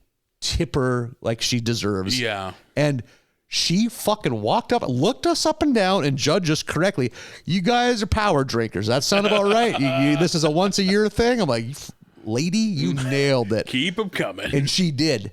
And she's like, okay, remember though, you got a meal. Think about the meal. Like, she's like coaching us through a binge drinking session. And we like ate like lobster tail. And she's like, okay, let's do an app first. We're going to get that in before the lobster and this and this. Who's eating lobster tail at a basketball game? Well, I have a buffet table in front of me, so you could. It was the weirdest thing. Elbow room, Get you a bib and some silverware. And then she's like, okay, what, last call's coming. We got to load them up, get all these drinks in. And then literally I've drank 15 Budweisers, eaten 2 full course meals and an app. I'm like a fucking end stage Roman emperor, just butter running down my face. She comes up to me and my friend, hey, you guys need to get dessert. I'm like, I almost started crying. I said, I can't eat dessert. I have no more room. Please, no. She put a fucking Klondike bar in each of our winter coat pockets. So why not? It's on the house. Just take it. Gotta send you home with it. Yeah. So I just remember being so drunk on the train, eating a sloppy ice cream. This is delicious. I love that lady. Like, holy shit. We did the math. My buddy does. Like, if we were getting charged concession prices, we literally, after expenses, paid $4 a ticket. Yeah. Like, we fucking went for it. Like, yeah, like, I think those tickets booked for like $400, but she's like, I will take the best cash offer I can get today. I'm like, hey, here's $300 for 2 tickets. Had to move them. Yep. Yeah. No. So yeah, that was like, and I've looked for that deal. That was a once a decade. Like, can't find. I think you could find that deal if you rooted for a team that had no fans. Like, if you were like, sure, I can't even think who the fuck you could pick. If you were like a Hornets fan, like a newer franchise that's just not a Minnesota thing. But Celtics travel. They've been around forever, you know. And Kevin Garnett changed everything. So, like, I for sure had a couple of, after I left the radio station, shows, like rock shows here in town where it's like, pay the extra, get a VIP booth with bottle service. Oh, like, no shit. Okay. Like for Motorhead or for Clutch. I should have went to fucking Motorhead. Like, definitely get fucking Clutch comes to town, I get a VIP booth, baby. Clutch has got some good songs. The Clutch is fucking great. Yep. Like, they're one of those bands I dismissed just because I assumed. Just the bands I kind of lumped them in with. They're not my thing. It's like, well, Clutch is my thing. Yeah, Clutch is fucking Clutch great. Is very fucking just good. Chunky nonsense. Yeah. Like, every song is completely, you know how I got into them too? Indecipherable. Off of Canadian MTV, Much Music. Okay. We had a satellite dish in my first apartment. One in of Fargo. the music channels that just plays music. Yep. And I think it's a Shogun named Marcus. That sounds right. Yeah. That sounds like a Clutch song. song. From like an early album. Like, so like, it was like a 4 a.m. metal show on Canadian MTV. And the guy liked Clutch. And he was like, yeah, you're going to really like this. Whoever the 17 listeners of Nova Scotia were, you know, fucking crank it up. Clutch is fun. My introduction to Clutch was, like most people, Mob Goes Wild. Yeah. During an episode of either Jackass or Viva La Bam. I'm pretty sure it was Viva La Bam. Yep. Thank you, Bam Margera. Hope things are turning around for you. Yeah, it sounds like Bam's having some times. Yeah, and that's too bad because this has got to be the last movie they. if they do another Jackass, when does it verge into geek show? Yeah, you know, everything you read, I think that they think this is the last one. Yeah, which too bad they couldn't squeeze in. Why they take a decade off? You know, or fucking a dozen years off? Well, I think they intended 3 to be the last one. I just think enough of them got the itch. Yeah, and the way it sounds like. Throughout the last decade, random guys would get random itches, but never were they all on the same page. And like 2018, 2019, it's like, this is it, guys. Enough of us are feeling like we should do this. Let's do it because clock's ticking. Yeah. What's his name? That director whose name I never fucking remember. But not Spike Jones. The other guy, Tremaine. Yeah, Jeff Tremaine. Yep. He talks about they weren't going to do 3, but Johnny was just filming himself and sending it to Tremaine. And Tremaine was like, dude, we have to fucking do a movie. If you're going to kill yourself, it's going to be for a movie. No goddammit. shit. Because Johnny was out there just fucking bashing his head into walls or whatever he's doing. Just to send a video to Tremaine. He just needed it. That third one, there's that one where they test that anti-riot claymore full of rubber balls. Yeah. Bam is so fucking scared and pissed. He's like shaking and crying. I can't remember who the other one is. They're not fucking into it. And then fucking Johnny Knoxville is just like laughing it up. It's like he covers his junk and he's like, gotta protect the moneymaker. And he covers his face. It's like, fuck. Like, some people are upset that Bam won't be in this one. Like, A, he's not in it for a good reason because he's getting the help he needs. B, Bam Margera was always my least favorite member of that cast because he was the first one to pull some shithead prank on somebody, but he was also, if you did it to him, he was fucking crying and being an asshole. Yeah, the Philadelphia people were always the ones that were all about like the dick slaps and like you're talking to somebody, one of them puts a boxing glove and hits you from the back and shit. Like, but that's the kind of shit I can't stand. But I mean, it did lead to some good laughs. Like they got some good content thanks to him, you know. But like, yeah, you're totally right. Like.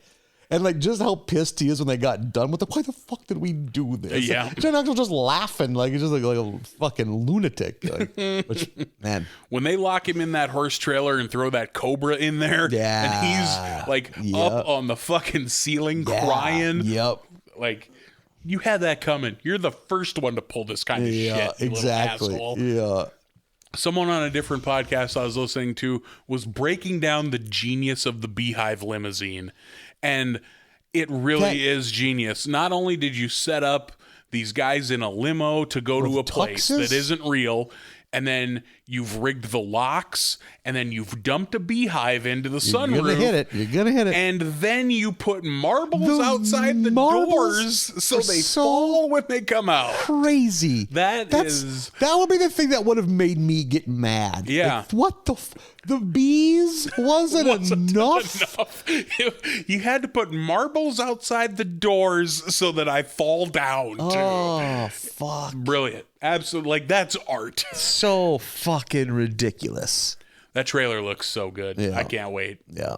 Super excited. Yep. But fucking when they let that bear out into the room, the look on his face. Oh my God. Yeah.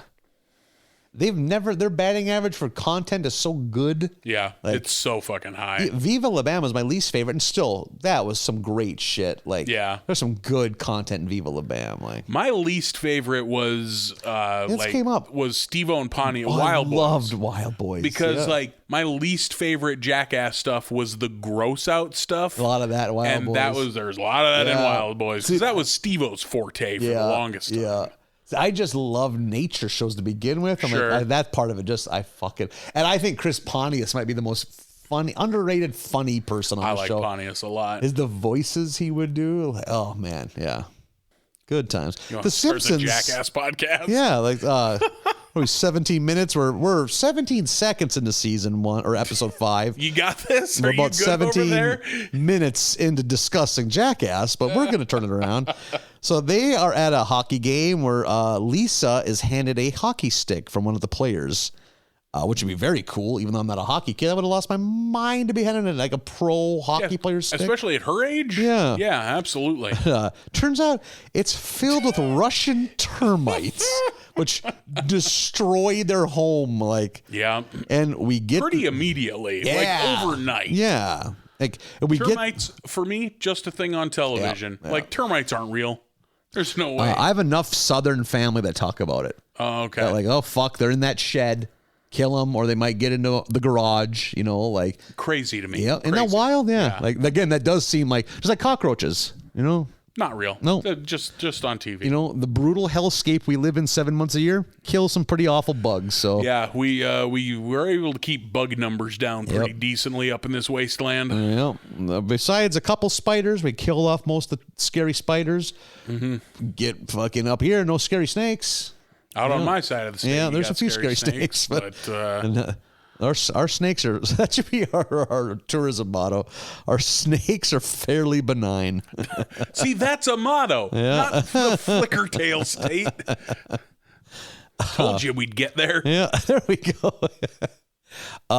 So the Simpsons are kind of fucking out of a place to live. All the hotels are booked. Oh, I want to say too, we get the good.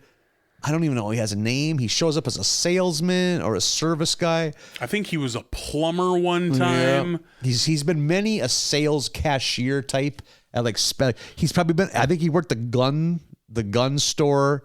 Hey Pally, he kind of talks like that. Yeah, like I like that guy. I don't think he has a name, but he's the exterminator that tells him it's going to take 6 months to get those termites out of there. Hey, it's going to take 6 months. These are the Russian termites. Yeah.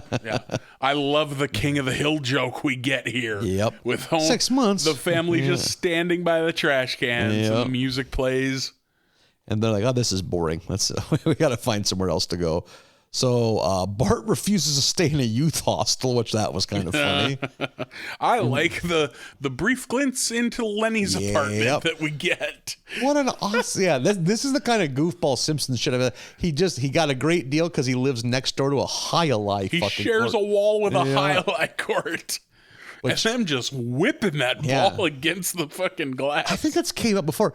My school, growing up, had an abnormal amount of high-a-lie gear, which I think am so fucking jealous. There was a push to make high-a-lie a relevant sport in the 70s. Okay, because by the time we got the gear, it was pretty beat up. But it's like and I think I've even read that there was like not even a resurgence, just high-a-lie, because it have to have been big for there to be a resurgence. Like I think high-a-lie became kind of a thing right around the late 70s soccer push in America. Because there was that apparently too. Like there was like a precursor to the MLS. Oh, okay. They got Pele to play in America. No one went. Playing in huge stadiums to nobody. Yeah, we don't like soccer in this country. Yeah, high-a-lie, I would have lost my mind if I were like, next time you go home, bring me a couple high-a-lie scoops and a ball. We just closed down the grade school in my hometown. I wonder if they looked through all the beat up gear in the gymnasium. It's like, what we got all this high-a-lie shit for? Honestly, like I've been to your hometown to do comedy and stuff. I've seen how you drink out there. The fucking bars should buy the high-a-lie equipment and make it a game. Yeah, who would get hurt? The people hit by the balls? Everybody. Or the person falling as they attempted to launch that thing? And throwing their shoulders out, whipping so that many dislocated around. shoulders. Yeah. Another thing, I'm sure, did your school have this? This was a common thing, I've been told. Did you have an old World War II era parachute that got incorporated into gym class? No. Have you heard of that? No. Really? Oh, that was a big thing in the grade school. Because they're huge. They are fucking gigantic. They almost take up a good third, if not, half of the gymnasium floor. Okay. And when you're little kids, you'd all stand in a circle and hold an edge. And you'd get it going. Yeah, and then duck underneath it and sit in the little fort. Yeah, we did that, but we didn't have, it wasn't with an old parachute. Really? We had like a store-bought one. Oh, no, ours was like old Army surplus, beat to shit, tons of patches on it. Yeah. For once, my school had the better thing Hollywood or the newer Carson, thing. Brand new parachutes. I would have traded that parachute in a heartbeat for one high-lie scoop. Yeah. There's talks of city council meetings about it. Just a 10-year-old hammered on rum, whipping eyeballs around. The greatest day of my life. Let's do this. So the Simpsons are out of options where to live, so they decide to become contestants on a reality show where families live in the Mad. I think it's 1895. Yep. Yeah, that's the name of the show. Holy shit. Bart's like little Lord Fauntleroy outfit with the little blonde curls. My note says right here, Bart's little Lord Fauntleroy outfit. Yeah. And how the bullies are jealous of it. Like, Yeah. I'd die for those blonde curls. I like there's a brief joke here where we're shown the outside of the studio lot and there's the posters for all of the other bad reality shows. Yeah. And one of them is tied to a bear, and it's just a man back to back tied to a bear. I'm like, I'd watch the shit out of that. They kind of show. got more increasingly ridiculous as they passed each poster. Yeah, I'll pay admission fee for tied to a bear.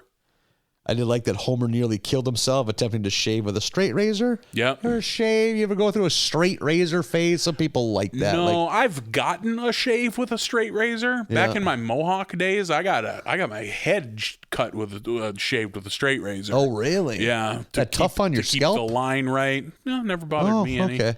But yeah, I always usually get the neck and the cheeks brought down. Like when I go in for a beard trim, I get straight razor. Oh, really? Yeah. Oh, no shit. You? No. Nope. You scared of it? No, I mean, I'm trying to think. I have had the same Mach 3 razor, that I bought when I was like 16 or 17. That to this day, that's the razor. I mean, now I got a beard, so I just use trimmers. But if I shave close, I still have probably 3 or 4 Mach 3 cartridges. Are there any nubs left on that handle, or have you worn it smooth? Pretty smooth. But I've never been a daily shaver, so compared to some people that have to keep it high and tight. Those guys with big cranks we were talking about earlier, yeah. Or just the people that have jobs where people care about your appearance. Oh, sure, that too, yeah. It's not all crank related. Yeah, not all this is crank related content. Sorry to disappoint you, listeners. So right away they are fucking struggling. And then also there's a joke about guess we got to go to bed. It's 6 p.m. The sun's down. And I've read about how that was a thing. You just go to bed when it got dark out because what the fuck else are you going to do? But then people would wake up from 1 a.m. to 3 a.m. and they called it second sleep because you'd get up and get shit done for a little bit. And then go back to bed for a few hours. Until morning. Yep, until sunup, Crazy. Fuck that. It's like anywhere from, I think it was midnight to 2 or 1 to 3. And they say it was mostly, if you were rich, you would have, you'd light a candle or a lantern. That's what you'd do reading or contemplate, the Bible, or you'd study scripture. Or if you're most everyone else, that's when you and your old lady are slamming the hams. That's when most children were created, is during second sleep. Because you're kind of exhausted when you go to bed, because back then life was drudgery, but wake up at 1 a.m., feeling fucking limber, slam. You got that fucking morning chub, fucking just fucking. Don't want to waste it. Yeah, and that shit's so desensitized. You can get after it with that. Just a joyless orgasm, but you want to be a team player, you throw around some morning wood. Last night about 2:30 in the morning, I was really giving one side hell, and then we all went back to bed. Jesus Christ. So they can't sleep. And then, I did get a kick out of Bart telegram pranking Mo. So fucking good. That was good. Was it doing crank calls with a telegram? Was it, hey, would you cuddle me? Yep. Hey, would you cuddle me? Which is pretty solid. Hey, big guy. Hey, would you cuddle me? Yeah. I'm surprised. No comment out of you out of a Mutt and Jeff comic strip reference. I am not really familiar with Mutt and Jeff that much. Oh, I'll be damned. Yep, I certainly am not. Yep. I just saw comic strip and thought, take it away, Nathan. I think Mutt and Jeff is so old. That's like Pogo or Crazy Cat, where it's even the reprints weren't really a thing that I ever saw at garage sales. What a fucking road to go down. giving a play-by-play of where I purchased my comic strip books at. They just didn't make it to the garage sales I shopped. Yeah, they didn't make it to the small town North Dakota garage sales, so I don't know those comic strips. But then they kind of learned to like it. They turn it around. Yeah, give them credit. They figure things out. They start to like it, which leads to bad television. Yeah, like, well, this boring. is like that one random ass episode of Real World where they accidentally hired 7 well-adjusted 20-year-olds. And my buddy had a satellite dish, so he said yeah, man, they just sat in their apartment and did homework or went to work. So it's just like, this is nuts. Like, this is horrible television. Fucking 45 minutes of college kids reading. Can't somebody throw a chair through a window or let's fuck someone? That's all. From now on, we hire brain fucking, emotionally paralyzed narcissists with wildly out of whack, like risk assessment. Bonus points if they're dumb as a chimney. Yep. Yeah, and have to be self-obsessed. So again, they decide to mix things up. Right away, they put Squiggy from Laverne and Shirley, but that doesn't mix things up enough. Not a reference I got. When he first showed up, I was like, oh, the Fonz. But I knew that it was him. Squiggy, but that's where I remember seeing reruns of Laverne and Shirley on TV, and that's the only reason I got the reference. Okay, yeah, not a clue. And then from there, that didn't work. So they just dumped the house into a river without letting them know, because Homer goes outside, he almost drowns. The house crashes on the edge of the riverside. It collapses. Now it's Survivor. Now they're stuck in the fucking woods. Now they're just in the woods.